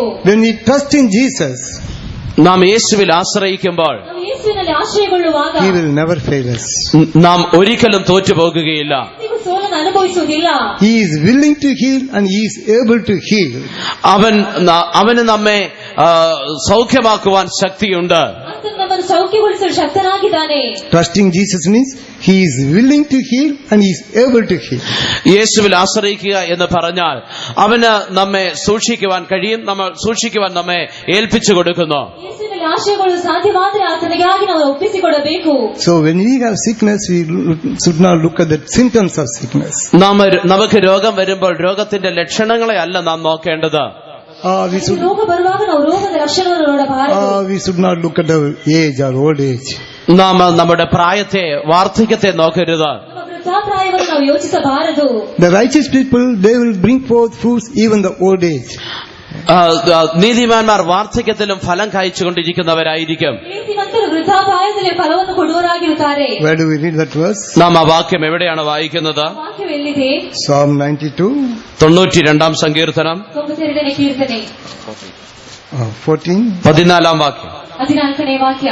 വാർദ്ധക്യത്തിലും അവർ ഫലം കായ്ച്ചുകൊണ്ടിരിക്കും, അവർ പുഷ്ടിവെച്ചും പച്ചപിടിച്ചും ഇരിക്കും. They shall still bring forth fruit in old age. They shall be fat and flourishing. They will bring forth fruit in the old age. They will be fat and flourishing. അവർ വാർദ്ധക്യത്തിലും ഫലം കായ്ച്ചുകൊണ്ടിരിക്കും, അവർ പുഷ്ടിവെച്ചും പച്ചപിടിച്ചും ഇരിക്കും. ಮುಪ್ಪಿನಲ್ಲಿ ಫಲಿಸುವವರು ಪುಷ್ಟಿಯಾಗಿ ಶೋಭಿಸುವವರಾಗಿರುತ್ತಾರೆ. In the 12th verse we read, the righteous shall flourish like the palm tree. 12 വാക്യത്തിൽ നാം വായിക്കുന്നു, നീതിമാൻ പന പോലെ തഴയ്ക്കും. 12ನೇ ವಾಕ್ಯದಲ್ಲಿ ಓದುತ್ತೇವೆ, ನೀತಿವಂತರು ಖರ್ಜೂರದ ಮರದಂತೆ ಬೆಳೆಯುವರು. About the righteous people only we read that. നീതിമാന്മാരെ കുറിച്ച് മാത്രമാണ് നാം അങ്ങനെ വായിക്കുന്നത്. ನೀತಿವಂತರ ಕುರಿತಾಗಿ ಮಾತ್ರ ನಾವು ಹಾಗೆ ಓದುತ್ತೇವೆ. Oh, they will bring forth even the old age. അവർ വാർദ്ധക്യത്തിലും ഫലം കായ്ച്ചുകൊണ്ടിരിക്കും. ಅವರು ಮುಪ್ಪಿನಲ್ಲಿ ಫಲಿಸುವರು. They will be fat and flourishing. അവർ പുഷ്ടിവെച്ചും പച്ചപിടിച്ചും ഇരിക്കും. ಮಾತ್ರ ಪುಷ್ಟಿ ಹೊಂದಿ ಶೋಭಿಸುವರು. Let us believe the promises of God. നമുക്ക് ദൈവത്തിന്റെ വാഗ്ദത്തങ്ങൾ വിശ്വസിക്കാം. ದೇವರ ವಾಗ್ದಾನವನ್ನು ನಂಬೋಣ. Let us prove that we are righteous in the sight of God. ദൈവത്തിന്റെ ദൃഷ്ടിയിൽ നാം നീതിമാന്മാരാണ് എന്ന് നമുക്ക് തെളിയിക്കാം. ದೇವರ ದೃಷ್ಟಿಯಲ್ಲಿ ನಾವು ನೀತಿವಂತರೆಂಬುದಾಗಿ ನಾವು ಪ್ರಕಟಪಡಿಸೋಣ. Christ with His holy name. ദൈവത്തിന്റെ പരിശുദ്ധ നാമത്തിന് സ്തോത്രം. ದೇವರ ಪವಿತ್ರ ನಾಮಕ್ಕೆ ಸ್ತೋತ್ರ. So our love for God will be tried. നമുക്ക് ദൈവത്തോടുള്ള ആ സ്നേഹവും ശോധന ചെയ്യപ്പെടും. ನಮಗೆ ದೇವರೊಂದಿಗಿರುವ ಪ್ರೀತಿಯ ಪರೀಕ್ಷೆಗೊಳಗಾಗುತ್ತದೆ. Our faith will be tried. നമ്മുടെ വിശ്വാസം ശോധന ചെയ്യപ്പെടും. ನಂಬಿಕೆಯ ಪರೀಕ್ಷೆಗೊಳಗಾಗುತ್ತದೆ. Many are the afflictions of the righteous. നീതിമാന്മാരുടെ കഷ്ടങ്ങൾ അനവധിയാകുന്നു. ನೀತಿವಂತರ ಕಷ್ಟಗಳು ಅನೇಕವಾಗಿವೆ. But the Lord delivers him out of all. ദൈവം അവയിൽ നിന്നൊക്കെയും അവനെ വിടുവിക്കുന്നു. ದೇವರ ಎಲ್ಲದರಿಂದಲೂ ಬಿಡಿಸುತ್ತಾನೆ. Because Abraham believed God, Abraham ദൈവത്തെ വിശ്വസിച്ചതുകൊണ്ട് ಅಬ್ರಹಾಮನು ದೇವರನ್ನು ನಂಬಿದರಿಂದ the Lord also delivered him out of all his trials. ദൈവം തന്റെ എല്ലാ പരീക്ഷകളിൽ നിന്നും അവനെ വിടുവിച്ചു. ದೇವರು ತನ್ನ ಎಲ್ಲಾ ಪರೀಕ್ಷೆಗಳಿಂದ ಆತನ ಬಿಡಿಸಿದನು. Praise be to His holy name. ദൈവത്തിന്റെ പരിശുദ്ധ നാമത്തിന് സ്തോത്രം. ದೇವರ ಪವಿತ್ರ ನಾಮಕ್ಕೆ ಸ್ತೋತ್ರ. And his uprightness was tried. തന്റെ പരമാർത്ഥതയും ശോധന ചെയ്യപ്പെട്ടു. ಆಳ್ವಿಕೆ ಕಾಲವು ಪರೀಕ್ಷೆಗೊಳಗಾಯಿತು. In Genesis 17 verse 1 we read, ഉൽപ്പത്തി 17:1 നാം വായിക്കുമ്പോൾ, ಆದಿಕಾಂಡ 17:1 ಓದುವಾಗ, അബ്രഹാമിന് 99 വയസ്സായപ്പോൾ യഹോവ അബ്രഹാമിന് പ്രത്യക്ഷനായി അവനോട്, ഞാൻ സർവശക്തിയുള്ള ദൈവമാകുന്നു, നീ എന്റെ മുമ്പാകെ നടന്ന് നിഷ്കളങ്കനായിരിക്കാം. And when Abram was 90 years old and 9, the Lord appeared to Abram and said unto him, I am the Almighty God, walk before me and be thou perfect. walk before me and be the perfect. എന്റെ മുമ്പാകെ നടന്ന് നിഷ്കളങ്കനായിരിക്കാം. ನನಗೆ ನಡೆದುಕೊಂಡು ದೋಷವಿಲ್ಲದವನಾಗಿರು. The second Chronicles chapter 16 verse 9 we read, 2 ദിനവൃത്താന്തം 16:9 നാം വായിക്കുന്നു, 2 ಪೂರ್ವಕಾಲ ವೃತ್ತಾಂತ 16:9 ವಾಕ್ಯದಲ್ಲಿ, the eyes of the Lord are running to and fro throughout the whole earth to reveal himself on behalf of himself his strength. യഹോവയുടെ Whose heart is perfect toward him. യഹോവയുടെ കണ്ണ് തങ്ങൾ ഏകാഗ്ര ചിത്തന്മാരായിരിക്കുന്നവർക്ക് വേണ്ടി തന്നെത്താൻ ബലവാനെന്ന് കാണിക്കേണ്ടതിന് ഭൂമിയിൽ എല്ലായിടവും ഊടാടിക്കൊണ്ടിരിക്കുന്നു. ಆತನಲ್ಲಿ ತನ್ನನ್ನು ಏಕಾಗ್ರತೆ ಚಿತ್ತನಾಗಿರುವುದರಿಂದ ಭೂಮಿ ಎಲ್ಲ ಕಡೆ ಓಡಾಡುತ್ತಿದ್ದನು. When our heart is perfect toward him, നമ്മുടെ ഹൃദയം ദൈവം മുമ്പാകെ നിഷ്കളങ്കമായിരിക്കുമ്പോൾ ನಮ್ಮ ಹೃದಯವು ಯೆಹೋವನ ಮುಂದೆ ನಿರ್ದೋಷವಾಗಿರುವಾಗ God will reveal his strength and power. ദൈവം അവന്റെ ശക്തിയും അധികാരവും വെളിപ്പെടുത്തും. ಆತನ ಶಕ್ತಿಯನ್ನು ಅಧಿಕಾರವನ್ನು ಪ್ರಕಟಪಡಿಸುತ್ತಾನೆ. When we are upright or when we have a perfect heart, നാം പരമാർത്ഥികളായിരിക്കുമ്പോൾ ഏകാഗ്ര ഹൃദയം നമുക്കുള്ളപ്പോൾ ನಾವು ಯಥಾರ್ಥ ಚಿತ್ತನಾಗಿ ಏಕಾಗ್ರತ ಹೃದಯ ನಮ್ಮಲ್ಲಿರುವಾಗ God will reveal his strength. ദൈവം അവന്റെ ശക്തി വെളിപ്പെടുത്തും. ದೇವರು ಆತನ ಶಕ್ತಿಯನ್ನು ಪ್ರಕಟಪಡಿಸುತ್ತಾನೆ. You know, God made a covenant with Abraham. ദൈവം അബ്രഹാമിനോട് ഒരു നിയമം ചെയ്തുവല്ലോ. ದೇವರು ಅಬ್ರಹಾಮನಿಗೆ ಒಂದು ಒಡಂಬಡಿಕೆಯನ್ನು ಮಾಡಿಕೊಂಡನು. What was the covenant?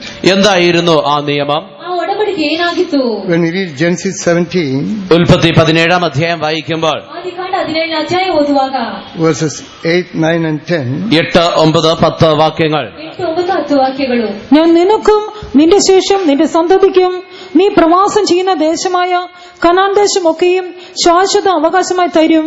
ഞാൻ അവർക്ക് ദൈവമായിരിക്കും. ദൈവം പിന്നെയും അബ്രഹാമിനോട് അരുളി ചെയ്തത്, നീയും നിന്റെ ശേഷം തലമുറ തലമുറയായി നിന്റെ സന്തതിയും എന്റെ നിയമം പ്രമാണിക്കണം. എനിക്കും നിങ്ങൾക്കും നിന്റെ ശേഷം നിന്റെ സന്തതിക്കും മധ്യേയുള്ളതും നിങ്ങൾ പ്രമാണിക്കേണ്ടതുമായ എന്റെ നിയമമാവിത്. നിങ്ങൾ പുരുഷ പ്രജയൊക്കെയും പരിച്ഛേദന ഏൽക്കണം.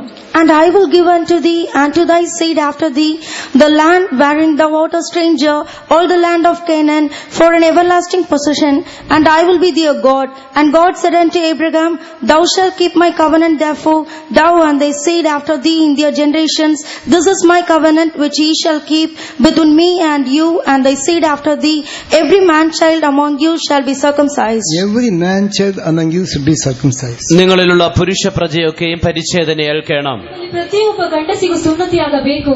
Praise be to His holy name. ദൈവത്തിന്റെ പരിശുദ്ധ നാമത്തിന് സ്തോത്രം. ದೇವರ ಪವಿತ್ರ ನಾಮಕ್ಕೆ ಸ್ತೋತ್ರ. And Abraham did accordingly. Abraham അപ്രകാരം ചെയ്തു. ಅಬ್ರಹಾಮನು ಅದೇ ರೀತಿಯಲ್ಲಿ ಮಾಡಿದನು. Spiritually speaking, we are the man child. ആത്മീകമായി പറയുകയാണെങ്കിൽ നാം ആണ് ആൺകുട്ടി. ಆತ್ಮಿಕವಾಗಿ ಹೇಳುವುದಾದರೆ ನಾವೇ ಗಂಡು ಮಕ್ಕಳು. The man child is going to be caught up to the throne of God. ദൈവസിംഹാസനത്തിലേക്ക് ആൺകുട്ടിയാണ് എടുക്കപ്പെടുവാൻ പോകുന്നത്. ಸಿಂಹಾಸನದಲ್ಲಿ ಗಂಡು ಮಗು ಎತ್ತಲ್ಪಡುತ್ತದೆ. Man child means victorious saints. ആൺകുട്ടി എന്ന് പറയുമ്പോൾ ജയമെടുത്ത വിശുദ്ധന്മാർ. ಗಂಡು ಮಗು ಎಂಬುದಾಗಿ ಹೇಳಿದರೆ ಜಯಶೀಲರಾದ ಪರಿಶುದ್ಧರು. In Revelation chapter 12 we read how that man child was caught up to the throne. വെളിപ്പാട് പുസ്തകം 12-ാം അധ്യായത്തിൽ ആൺകുട്ടി എപ്രകാരമാണ് ദൈവസിംഹാസനത്തിലേക്ക് എടുക്കപ്പെട്ടത് എന്ന് നാം വായിക്കുന്നു. ಪುಸ್ತಕ 12ನೇ ಅಧ್ಯಾಯದಲ್ಲಿ ಓದುವಾಗ ಗಂಡು ಮಗು ಹೇಗೆ ಜಯಶೀಲವಾಗಿ ದೇವರ ಸಿಂಹಾಸನಕ್ಕೆ ಎತ್ತಲ್ಪಡುತ್ತದೆ ಎಂಬುದಾಗಿ ಹೇಳಲ್ಪಟ್ಟಿದೆ. So Genesis we read Abraham circumcised the man child. ഉൽപ്പത്തിയിൽ അബ്രഹാം തന്റെ പുരുഷ പ്രജയൊക്കെയും പരിച്ഛേദന ഏൽപ്പിച്ചു എന്ന് വായിക്കുന്നു. ಪಾಠದಲ್ಲಿ ತನ್ನ ಪುರುಷರೆಲ್ಲವರು ಪ್ರತಿ ಪುರುಷರನ್ನು ಸುನ್ನತಿಪಡಿಸಿದಾಗಿ ನೋಡಬಹುದು. Every man child was circumcised. ഓരോ പുരുഷ പ്രജയും അല്ലെങ്കിൽ ആൺകുട്ടിയും പരിച്ഛേദനയേറ്റു. ಪ್ರತಿಯೊಬ್ಬ ಗಂಡು ಮಗು ಅಥವಾ ಗಂಡಸರೆಲ್ಲರೂ ಸುನ್ನತಿಯನ್ನು ಹೊಂದಿಕೊಂಡರು. So if you are to be caught up at the coming of the Lord as a man child, we must also be circumcised. നാമം കർത്താവിന്റെ വരവിൽ ആൺകുട്ടിയായിട്ട് എടുക്കപ്പെടണമെങ്കിൽ പരിച്ഛേദനയേറ്റവരായിരിക്കണം. ಕರ್ತನ ಬರಣದಲ್ಲಿ ಗಂಡು ಮಗುವಾಗಿ ಎತ್ತಲ್ಪಡಬೇಕಾದರೆ ಸುನ್ನತಿಯನ್ನು ಹೊಂದಿಕೊಳ್ಳಬೇಕು. Abraham did the circumcision literally according to letter. അക്ഷരീകമായി അബ്രഹാം പരിച്ഛേദനയേറ്റു. ಅಕ್ಷರ ಪ್ರಕಾರವಾಗಿ ಅಬ್ರಹಾಮನು ಸುನ್ನತಿ ಹೊಂದಿದವನು. But we need spiritual circumcision. എന്നാൽ നമുക്ക് ആത്മീക പരിച്ഛേദനയാണ് ആവശ്യമായിരിക്കുന്നത്. ಆತ್ಮಿಕ ಸುನ್ನತಿ ಅವಶ್ಯಕ. Who are the circumcision?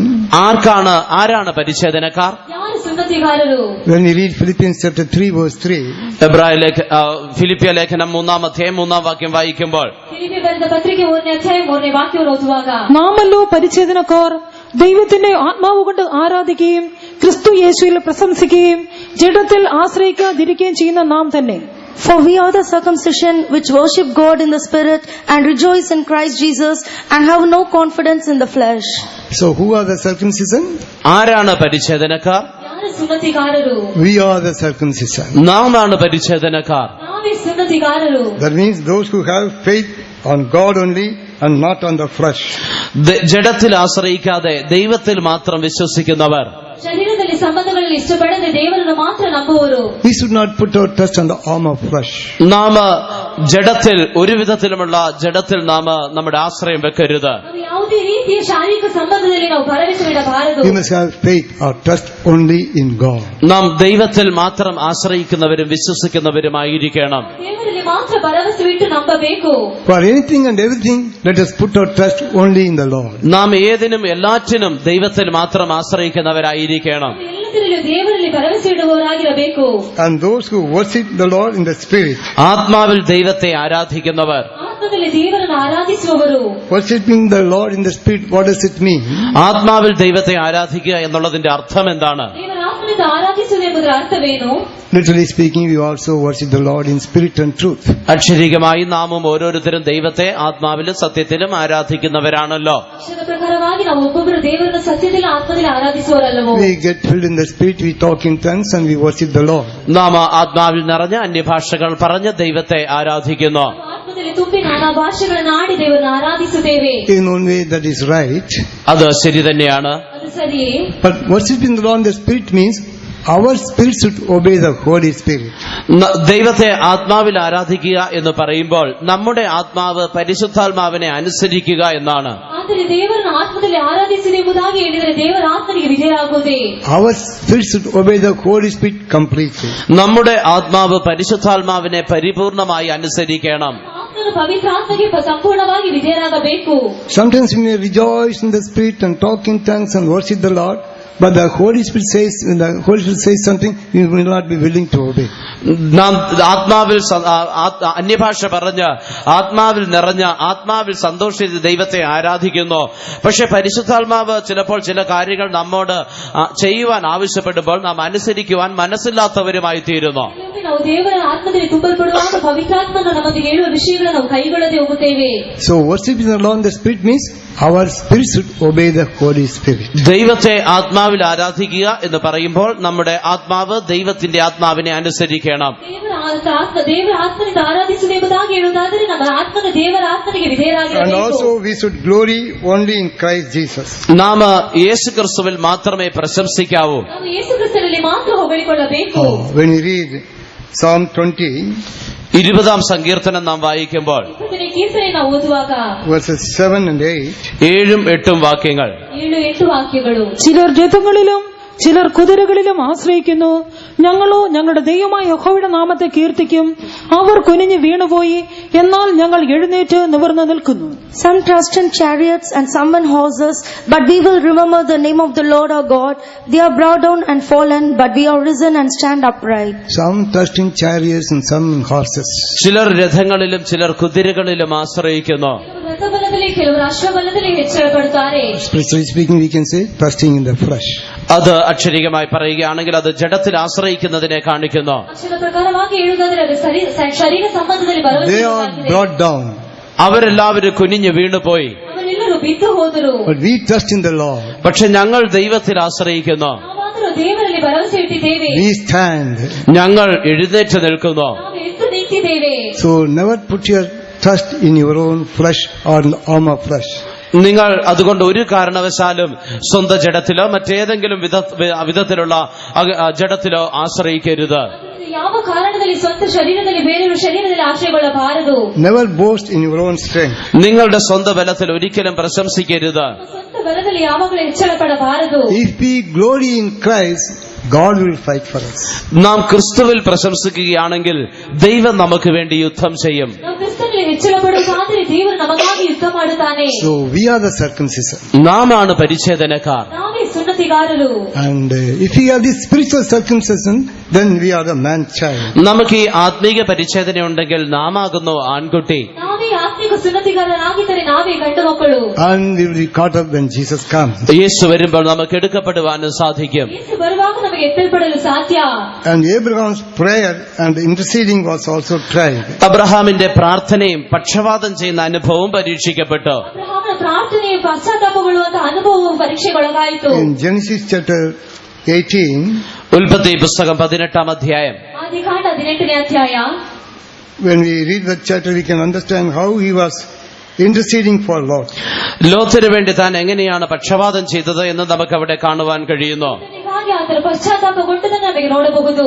In verse 24, 24-ാം വാക്യത്തിൽ 24ನೇ ವಾಕ್ಯದಲ್ಲಿ, പക്ഷേ ആ പട്ടണത്തിൽ 50 നീതിമാന്മാർ ഉണ്ടെങ്കിൽ നീ അതിനെ സംഹരിക്കുമോ?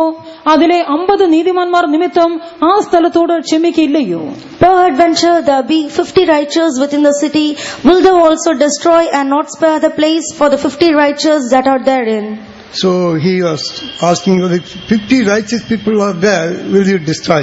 50 നീതിമാന്മാർ ആ പട്ടണത്തിലുണ്ടെങ്കിൽ നീ അതിനെ നശിപ്പിക്കുമോ എന്ന് അവൻ ചോദിക്കുന്നു. 50 ಮಂದಿ ನೀತಿವಂತರ ಊರಲ್ಲಿ ಇರುವುದಾದರೆ ನೀ ಅದನ್ನು ನಾಶ ಮಾಡುವಿಯೋ ಎಂಬುದಾಗಿ And ಕೇಳುತ್ತಾರೆ. again, verse 28, we read, he was asking, 45 righteous people are there, will you destroy? 28-ാം വാക്യത്തിൽ 45 നീതിമാന്മാരുണ്ടെങ്കിൽ നശിപ്പിക്കുമോ എന്ന് ചോദിക്കുന്നു. 28ನೇ ವಾಕ್ಯದಲ್ಲಿ 45 ನೀತಿವಂತರು ಇರುವುದಾದರೆ ನಾಶ ಮಾಡುತ್ತಿ ಎಂಬುದಾಗಿ ಕೇಳಲ್ಪಟ್ಟಿದೆ. And verse 29, he was asking whether 40 people are there, will you destroy the city? 29-ാം വാക്യത്തിൽ 40 പേരുണ്ടെങ്കിൽ നശിപ്പിക്കുമോ എന്ന് ചോദിക്കുന്നു. 29ನೇ ವಾಕ್ಯದಲ್ಲಿ 40 ಮಂದಿ ಇದ್ದರೆ ನಾಶ ಮಾಡುವೆ ಎಂಬುದಾಗಿ ಕೇಳಲ್ಪಟ್ಟಿದೆ. Then he goes on reducing the number 30, 20, finally 10.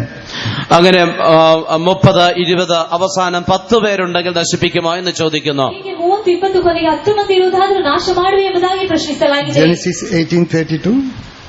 18:32. 18ನೇ ಅಧ್ಯಾಯ 32ನೇ ವಾಕ್ಯ. അപ്പോൾ അവൻ, കർത്താവ് കോപിക്കരുതേ, ഞാൻ ഇനി ഒരു പ്രാവശ്യം മാത്രം സംസാരിക്കും. പക്ഷേ 10 പേരെ അവിടെ കണ്ടാലോ എന്ന് പറഞ്ഞു.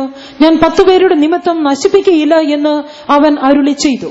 And he said, Oh, let not the Lord be angry, and I will speak it but this once.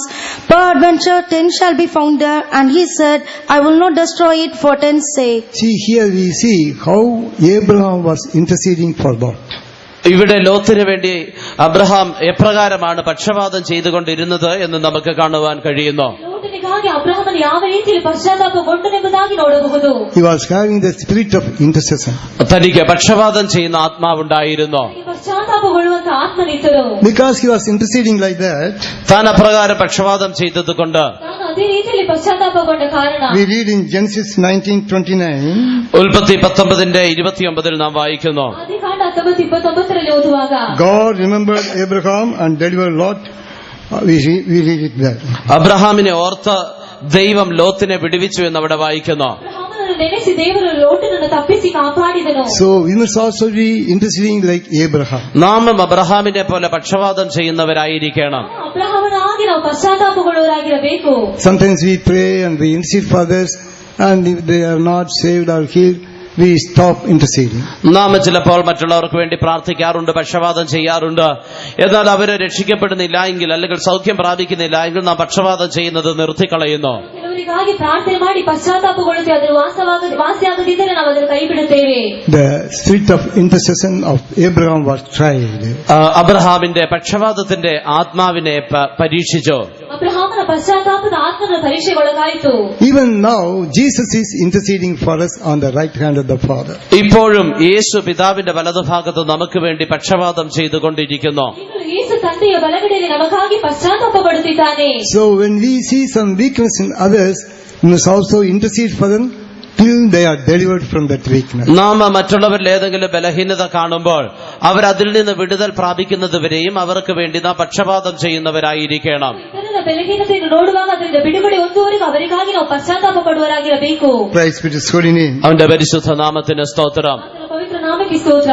Likewise, many qualities of Abraham were tried. അപ്രകാരം അബ്രഹാമിന്റെ വിവിധ സ്വഭാവങ്ങൾ പരീക്ഷിക്കപ്പെട്ടു. ಆ ರೀತಿ ಅಬ್ರಹಾಮನ ವಿವಿಧ ಸ್ವಭಾವಗಳು ಪರೀಕ್ಷೆಗೊಳಗಾದವು.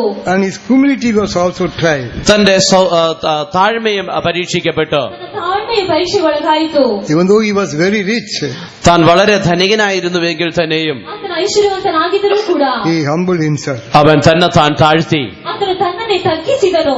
In Genesis 18:27 we read, ഉൽപ്പത്തി 18:27 വായിക്കുന്നു. ಆದಿಕಾಂಡ 18:27 ಓದುವಾಗ he says he was but dust and ashes. പൊടിയും വെണ്ണീറുമെന്ന് അവൻ തന്നെ താൻ പറയുകയാണ്. ಬೂದಿ ಎಂಬುದಾಗಿ ತನ್ನನ್ನು ಹೇಳಿಕೊಳ್ಳುತ್ತಾನೆ. He said, I'm dust and ashes. പൊടിയും വെണ്ണീറുമെന്ന് പറയുന്നു. ತಾನು ಮಣ್ಣು ಬೂದಿ ಎಂಬುದಾಗಿ ಹೇಳಿಕೊಳ್ಳುತ್ತಾನೆ. So we also need a spirit of humility. തനിക്ക് താഴ്മയുടെ ആത്മാവുണ്ടായിരുന്നു. ತನಗೆ ತಾಳ್ಮೆಯ ಆತ್ಮನಿತ್ತು. God remembers that we are dust, we are made up of dust, നാം പൊടിയെന്ന് ദൈവം ഓർക്കുന്നു. ದೇವರು ನಮ್ಮನ್ನು ಧೂಳು ಎಂಬುದಾಗಿ ಎಣಿಸುತ್ತಾನೆ. which you read in Psalm 103 verse 14. 103 സങ്കീർത്തനം 14 വാക്യത്തിൽ നാം വായിക്കുന്നു. 3ನೇ ಕೀರ್ತನೆ 14ನೇ ವಾಕ್ಯದಲ್ಲಿ ಓದುತ್ತೇವೆ. If at all we have riches, we should not boast about that. നമുക്ക് സമ്പത്തുണ്ടെങ്കിൽ നാം അതിനെക്കുറിച്ച് പ്രശംസിക്കരുത്. ಈ ಸಂಪತ್ತಿರುವುದಾದರೆ ಅದರಲ್ಲಿ ನಾವು ಕೊಚ್ಚಿಕೊಳ್ಳಬಾರದು. We must remember we are all dust and ashes. അവയെല്ലാം പൊടിയും വെണ്ണീറുമാണ് എന്ന് നാം ഓർത്തുകൊള്ളണം. ಇವೆಲ್ಲವನ್ನು ಮಣ್ಣು ಬೂದಿ ಎಂಬುದಾಗಿ ಎಣಿಸಬೇಕು. All the riches come from God. എല്ലാ സമ്പത്തും ദൈവത്തിൽ നിന്നാണ് വരുന്നത്. ಎಲ್ಲ ಸಂಪತ್ತು ದೇವರಿಂದಲೇ ಬರುತ್ತದೆ. In Deuteronomy chapter 8 verse 17 and 18 we read, ആവർത്തന പുസ്തകം 8-ാം 17-18 വാക്യങ്ങൾ വായിക്കുമ്പോൾ ಧರ್ಮೋಪದೇಶ ಕಾಂಡ 8ನೇ ಅಧ್ಯಾಯ 17-18 ವಾಕ್ಯವನ್ನು ಓದುವಾಗ Deuteronomy 8 verse 17 and 18. ആവർത്തനം 8-17-18. ദൈവമായ യഹോവയെ മറന്ന് എന്റെ ശക്തിയും എന്റെ കൈയുടെ ബലവും ഈ സമ്പത്തുണ്ടാക്കി എന്ന് നിന്റെ ഹൃദയത്തിൽ പറയാതിരിപ്പാനും സൂക്ഷിച്ചുകൊള്ളണം. നിന്റെ ദൈവമായ യഹോവയെ നീ ഓർക്കണം. നിന്റെ പിതാക്കന്മാരോട് സത്യം ചെയ്ത തന്റെ നിയമം ഇന്നുള്ളതുപോലെ ഉറപ്പിക്കേണ്ടതിന് അവനല്ലോ നിനക്ക് സമ്പത്തുണ്ടാക്കുവാൻ ശക്തി തരുന്നത്. And thou say in thine heart, my power and the might of mine hand had gotten me this wealth, but thou shalt remember the Lord thy God, for it is he that giveth thee power to get wealth, that he may establish his covenant, which he sware unto thy fathers, as it is this day. It is he that giveth power to become rich. സമ്പത്തുണ്ടാക്കുവാനുള്ള ശക്തി നൽകുന്നത് ദൈവമാണ്. ಆತನು ಇಷ್ಟು ಭಾಗ್ಯವನ್ನು ಸಂಪಾದಿಸುವ ಧೈರ್ಯವನ್ನು ಕೊಟ್ಟಿದ್ದು ದೇವರೇ. So we should not boast about our riches like Abraham. Abraham did not boast about his riches. Abraham തന്റെ സമ്പത്തിനെ കുറിച്ച് പ്രശംസിക്കാതെ ഇരുന്നതുപോലെ നാമും നമ്മുടെ സമ്പത്തിനെ കുറിച്ച് പ്രശംസിക്കരുത്. ಅಬ್ರಹಾಮನು ತನ್ನ ಸಂಪತ್ತಿನ ಕುರಿತಾಗಿ ಕೊಚ್ಚಿಕೊಳ್ಳುತ್ತಿದ್ದ ಕಾರಣ ನಾವು ನಮ್ಮ ಸಂಪತ್ತಿನ ಕುರಿತಾಗಿ ಕೊಚ್ಚಿಕೊಳ್ಳಬಾರದು. He said, I am dust and ashes. താൻ പറഞ്ഞു, ഞാൻ പൊടിയും വെണ്ണീറുമാകുന്നു. ಆತನು ಹೇಳುತ್ತಾನೆ, ನಾನು ಮಣ್ಣು ಬೂದಿಯಾಗಿದ್ದೇನೆ. If you are righteous in the sight of God, all these trials will come to us. നാം ദൈവ മുമ്പാകെ നീതിമാന്മാരാണെങ്കിൽ ഈ പരീക്ഷകളൊക്കെയും നമുക്ക് നേരിടാം. ನಾವು ದೇವರ ಮುಂದುಗಡೆ ನೀತಿವಂತರಾಗಿರುವುದಾದ್ರೆ ಈ ಪರೀಕ್ಷೆಗಳೆಲ್ಲವೂ ನಮಗೂ ಬರುತ್ತದೆ. Yes, the love of God was tried. അതെ, ദൈവസ്നേഹം പരീക്ഷിക്കപ്പെട്ടു. ದೇವರ ಪ್ರೀತಿ ಪರೀಕ್ಷೆಗೊಳಗಾಯಿತು. His faith was tried. തന്റെ വിശ്വാസം പരീക്ഷിക്കപ്പെട്ടു. ತನ್ನ ನಂಬಿಕೆ ಪರೀಕ್ಷೆಗೊಳಗಾಯಿತು. And his fear of God was also tried. തന്റെ ദൈവഭയവും പരീക്ഷിക്കപ്പെട്ടു. ದೇವರ ಭಯವು ಪರೀಕ್ಷೆಗೊಳಗಾಯಿತು.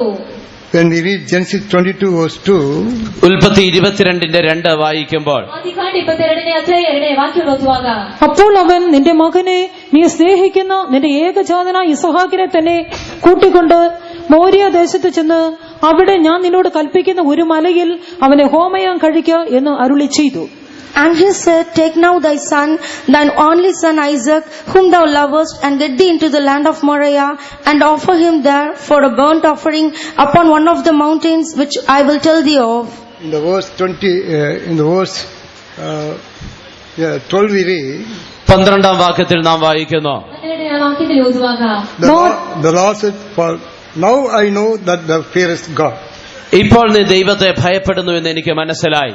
ದೇವರನ್ನು ಭಯಪಡುತ್ತಿದ್ದೀಯ ಎಂಬುದಾಗಿ ನನಗೆ ಅರ್ಥವಾಯಿತು.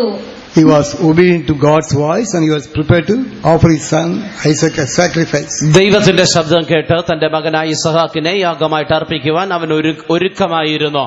ಯೆಹೋವನ ಶಬ್ದಕ್ಕೆ ಕಿವಿಗೊಟ್ಟು ತನ್ನ ಮಗನಾದ ಇಸಾಕನನ್ನು ಯಜ್ಞಕ್ಕೆ ಸಿದ್ಧಪಡಿಸಿದನು. And the angel of the Lord said, Now I know that thou fearest God. അപ്പോൾ ദൈവം പറയുകയാണ്, ഇപ്പോൾ നീ ദൈവത്തെ ഭയപ്പെടുന്നു എന്ന് ഞാൻ അറിയുന്നു. ಆದರೆ ದೇವರು ಹೇಳುತ್ತಾನೆ, ಈಗ ನೀನು ದೇವರಿಗೆ ಭಯಪಡುತ್ತೀಯ ಎಂಬುದಾಗಿ. Our fear of God will also be tried. നമ്മുടെ ദൈവ ഭയവും പരീക്ഷിക്കപ്പെടും.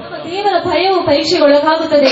So at that time, like Abraham when he saw obedience, Abraham ആ സമയത്ത് അനുസരിച്ചതുപോലെ ಅಬ್ರಹಾಮನ ಆ ಸಂದರ್ಭದಲ್ಲಿ ವಿಧೇಯನಾದ ಹಾಗೆ, when you are prepared to sacrifice anything for the Lord, ദൈവത്തിന് വേണ്ടി നാം എന്തും ത്യജിക്കുവാൻ യാഗമർപ്പിക്കുവാൻ ഒരുക്കമുള്ളവരായിരിക്കുമ്പോൾ, ದೇವರಿಗಾಗಿ ನಾವು ಯಾವುದನ್ನು ತ್ಯಜಿಸಲು ತ್ಯಾಗವಾಗಿ ಅರ್ಪಿಸಲು and when we have faith in God, നമുക്ക് ദൈവത്തിൽ വിശ്വാസം ഉണ്ടായിരിക്കുമ്പോൾ, ದೇವರಲ್ಲಿ ನಂಬಿಕೆ ಇರುವಾಗ, the Lord will say, Now I know thou fearest. ദൈവം പറയും, നീ എന്നെ ഭയപ്പെടുന്നു എന്ന് എനിക്ക് ഇപ്പോൾ അറിയാം. ದೇವರು ಹೇಳುತ್ತಾನೆ, ನೀನು ನನ್ನ ಭಯಪಡುತ್ತೀಯ ಎಂಬುದಾಗಿ ನನಗೆ ಗೊತ್ತಿದೆ. Those who have fear of God, they will obey God, they will believe in God. ദൈവ ഭയമുള്ളവർ ദൈവത്തിൽ വിശ്വസിക്കുകയും അവനെ അനുസരിക്കുകയും ചെയ്യും. ದೇವರ ಭಯ ಇರುವವರು ದೇವರನ್ನು ನಂಬಿ ವಿಧೇಯರಾಗುತ್ತಾರೆ. And we see how God provided a ram for Abraham. അബ്രഹാമിന് വേണ്ടി ഒരു ആട്ടുകൊറ്റനെ ദൈവം എങ്ങനെ ഒരുക്കി എന്നുള്ളത് നമുക്കറിയാം. ಅಬ್ರಹಾಮನಿಗಾಗಿ ಒಂದು ಟಗರನ್ನು ದೇವರು ಸಿದ್ಧಪಡಿಸಿದನು. That we read in verses 13 and 14. 13-14 വാക്യങ്ങൾ നാം അത് വായിക്കുന്നുവല്ലോ. 13-14 ವಾಕ್ಯನ ಓದುತ್ತೇವೆ. And Abraham called the name of the place as Jehovah Jireh. Abraham ആ സ്ഥലത്തിന് യഹോവ ഇരേ എന്ന് പേർ വിളിച്ചു. ಅಬ್ರಹಾಮನ ಸ್ಥಳಕ್ಕೆ ಯೆಹೋವ ಈರೆ ಎಂಬುದಾದ ಹೆಸರಿಟ್ಟನು. Yes, God will provide right things at the right time. ദൈവം തക്ക സമയത്ത് ഏറ്റതായ കാര്യങ്ങൾ നമുക്ക് നൽകി തരും. ದೇವರು ಸರಿಯಾದ ಸಮಯಕ್ಕೆ ಬೇಕಾದ ವಿಷಯಗಳನ್ನು ಒದಗಿಸುವನು. God is our provider. ദൈവമാണ് നമുക്കായി കരുതുന്നവൻ. ಯೆಹೋವನೇ ನಮಗಾಗಿ ಒದಗಿಸುವನು. We must have a faith for that. നമുക്കതിലൊരു വിശ്വാസം ഉണ്ടായിരിക്കണം. ಅದರಲ್ಲಿ ಒಂದು ನಂಬಿಕೆ ಇರಬೇಕು. Abraham had that faith. അബ്രഹാമിന് ആ വിശ്വാസം ഉണ്ടായിരുന്നു. ಅಬ್ರಹಾಮನಲ್ಲಿ ಆ ನಂಬಿಕೆ ಇತ್ತು. Oh, there's a great temptation for Abraham when God asked him to sacrifice only son Isaac. തന്റെ ഏകജാതനായ ഇസഹാക്കിനെ യാഗമർപ്പിക്കുവാൻ ദൈവം അബ്രഹാമിനോട് ആവശ്യപ്പെട്ടപ്പോൾ അത് തനിക്ക് ഒരു വലിയ പരീക്ഷയായിരുന്നു. ಆತನು ತನ್ನ ಮಗನನ್ನು ಹೆಚ್ಚವಾಗಿ ಅರ್ಪಿಸಲು ಕೇಳಿದಾಗ ಆತನಿಗೆ ದೊಡ್ಡ ಪರೀಕ್ಷೆಯಾಗಿತ್ತು. And Abraham overcame the temptation. Abraham ആ പരീക്ഷയെ ജയിച്ചു. ಅಬ್ರಹಾಮನ ಪರೀಕ್ಷೆಯಲ್ಲಿ ಜಯಗೊಂಡನು. God became Jehovah Jireh for Abraham. അബ്രഹാമിന് ദൈവം യഹോവ ഇരയായി മാറ്റപ്പെട്ടു. ಅಬ್ರಹಾಮನ ದೇವರಿಗೆ ಯೆಹೋವ ಈರೆಯಾಗಿ ಮಾರ್ಪಟ್ಟನು. And he is our Jehovah Jireh. അവൻ നമ്മുടെ യഹോവ ഇരയാണ്. ಆತನು ನಮ್ಮ ಯೆಹೋವ ಈರೆಯಾಗಿದ್ದಾನೆ. God is our righteousness. ദൈവം നമ്മുടെ നീതിയാണ്. ಯೆಹೋವನು ನಮ್ಮ ನೀತಿವಂತನು. He is our Jehovah Jireh. അവൻ നമ്മുടെ യഹോവ ഇരയാകുന്നു. ಆತನು ನಮ್ಮ ಯೆಹೋವ ಈರೆಯಾಗಿದ್ದಾನೆ. God will provide all things. ദൈവം സകലവും നമുക്ക് നൽകി തരും. ದೇವರು ಸಕಲವನ್ನು ನಮಗೆ ಒದಗಿಸುವನು. He will deliver us out of all temptations. എല്ലാ പരീക്ഷകളിൽ നിന്നും ദൈവം നമ്മെ വിടുവിക്കും. ಎಲ್ಲ ಪರೀಕ್ಷೆಗಳಿಂದ ಬಿಡಿಸುತ್ತಾನೆ. But we must have faith in God. എന്നാൽ നമുക്ക് ദൈവത്തിൽ വിശ്വാസം ഉണ്ടായിരിക്കണം. ದೇವರು ನಮಗೆ ನಂಬಿಕೆ ಇರಬೇಕು. God has called us to be righteous. ദൈവം നമ്മെ നീതിമാന്മാരായിരിക്കാൻ വിളിച്ചിരിക്കുന്നു. ನೀತಿವಂತರಾಗಿರುವುದಕ್ಕೆ ಕರೆದನು. Oh, we are going to inherit the city of righteousness. നാം ആ നീതിയുടെ നഗരം അവകാശമാക്കുവാൻ പോകുന്നവരാണ്. ನಾವು ಆ ನೀತಿಯ ನಗರವನ್ನು ಪಾಲುಗಾರರಾಗಲು ಹೋಗುತ್ತೇವೆ. In the eternity, righteousness dwells in 3 places. നിത്യതയിൽ നീതി 3 സ്ഥലത്ത് വാസം ചെയ്യുന്നു. ನಿತ್ಯದಲ್ಲಿ ನೀತಿ 3 ಸ್ಥಳದಲ್ಲಿ ವಾಸಗೊಂಡಿರುತ್ತದೆ. Just read 2 Peter 3 verses 13 and 14. 2 പത്രോസ് 3-13-14 വാക്യങ്ങൾ. 2 ಪೇತ್ರ 3ನೇ ಅಧ್ಯಾಯ 13-14 ವಾಕ್ಯ. 2 Peter 3 verses 13 and 14. എന്നാൽ നാം അവന്റെ വാഗ്ദത്ത പ്രകാരം നീതി വസിക്കുന്ന പുതിയ ആകാശത്തിനും പുതിയ ഭൂമിക്കുമായിട്ട് കാത്തിരിക്കുന്നു. Nevertheless, we, according to his promise, look for new heavens and a new earth, wherein dwelleth righteousness. Look for new heavens and new earth wherein dwelleth righteousness. നീതി വസിക്കുന്ന പുതിയ ആകാശത്തിനും പുതിയ ഭൂമിക്കും കാത്തിരിക്കുന്നു. ನೀತಿ ವಾಸಗಳು ನೂತನ ಆಕಾಶ ಮಂಡಲದಲ್ಲಿ ನೂತನ ಭೂಮಂಡಲದಲ್ಲಿಯೂ. So the new heavens, it is mentioned plural there. That means new heavens means it includes new heavens, New Jerusalem and Zion also. അതിന്റെ പുതിയ ആകാശം എന്ന് പറയുമ്പോൾ അതിന്റെ അർത്ഥം പുതിയ യെരൂശലേമും പുതിയ യെരൂശലേമും സിയോനും അതിൽ ഉൾപ്പെടുന്നു എന്ന് തന്നെയാണ്. We are going to New Jerusalem and Zion. നാം പുതിയ യെരൂശലേമിലേക്കും സിയോനിലേക്കും പോകുന്നവരാണ്. That is the city of righteousness. അത് നീതിയുടെ നഗരമാകുന്നു. The righteous people, they will inherit the righteous city in the eternity. നിത്യതയിൽ നീതിമാന്മാർ നീതി വസിക്കുന്ന നഗരം അവകാശമാക്കും. Yes, God has called us for New Jerusalem and Zion. ദൈവം നമ്മെ പുതിയ യെരൂശലേമിനും സിയോനും വേണ്ടി വിളിച്ചിരിക്കുന്നു. We must be found righteous in His sight. നാം അവന്റെ ദൃഷ്ടിയിൽ നീതിമാന്മാരായി കാണപ്പെടണം. Let us all close our eyes. നമുക്ക് നമ്മുടെ കണ്ണുകളെ അടയ്ക്കാം. Make a decision in the presence of God. ദൈവസന്നിധിയിൽ നമുക്കൊരു തീരുമാനമെടുക്കാം. Lord, I want to be found righteous in Thy sight. കർത്താവേ, നിന്റെ ദൃഷ്ടിയിൽ ഞാൻ നീതിമാനായി കാണപ്പെടുവാൻ ആഗ്രഹിക്കുന്നു. God wants to bless the righteous people. God wants to bless the righteous people. ദൈവം നീതിമാന്മാരെ അനുഗ്രഹിക്കുവാൻ ആഗ്രഹിക്കുന്നു. God loveth the righteous people. ദൈവം നീതിമാന്മാരെ സ്നേഹിക്കുന്നു.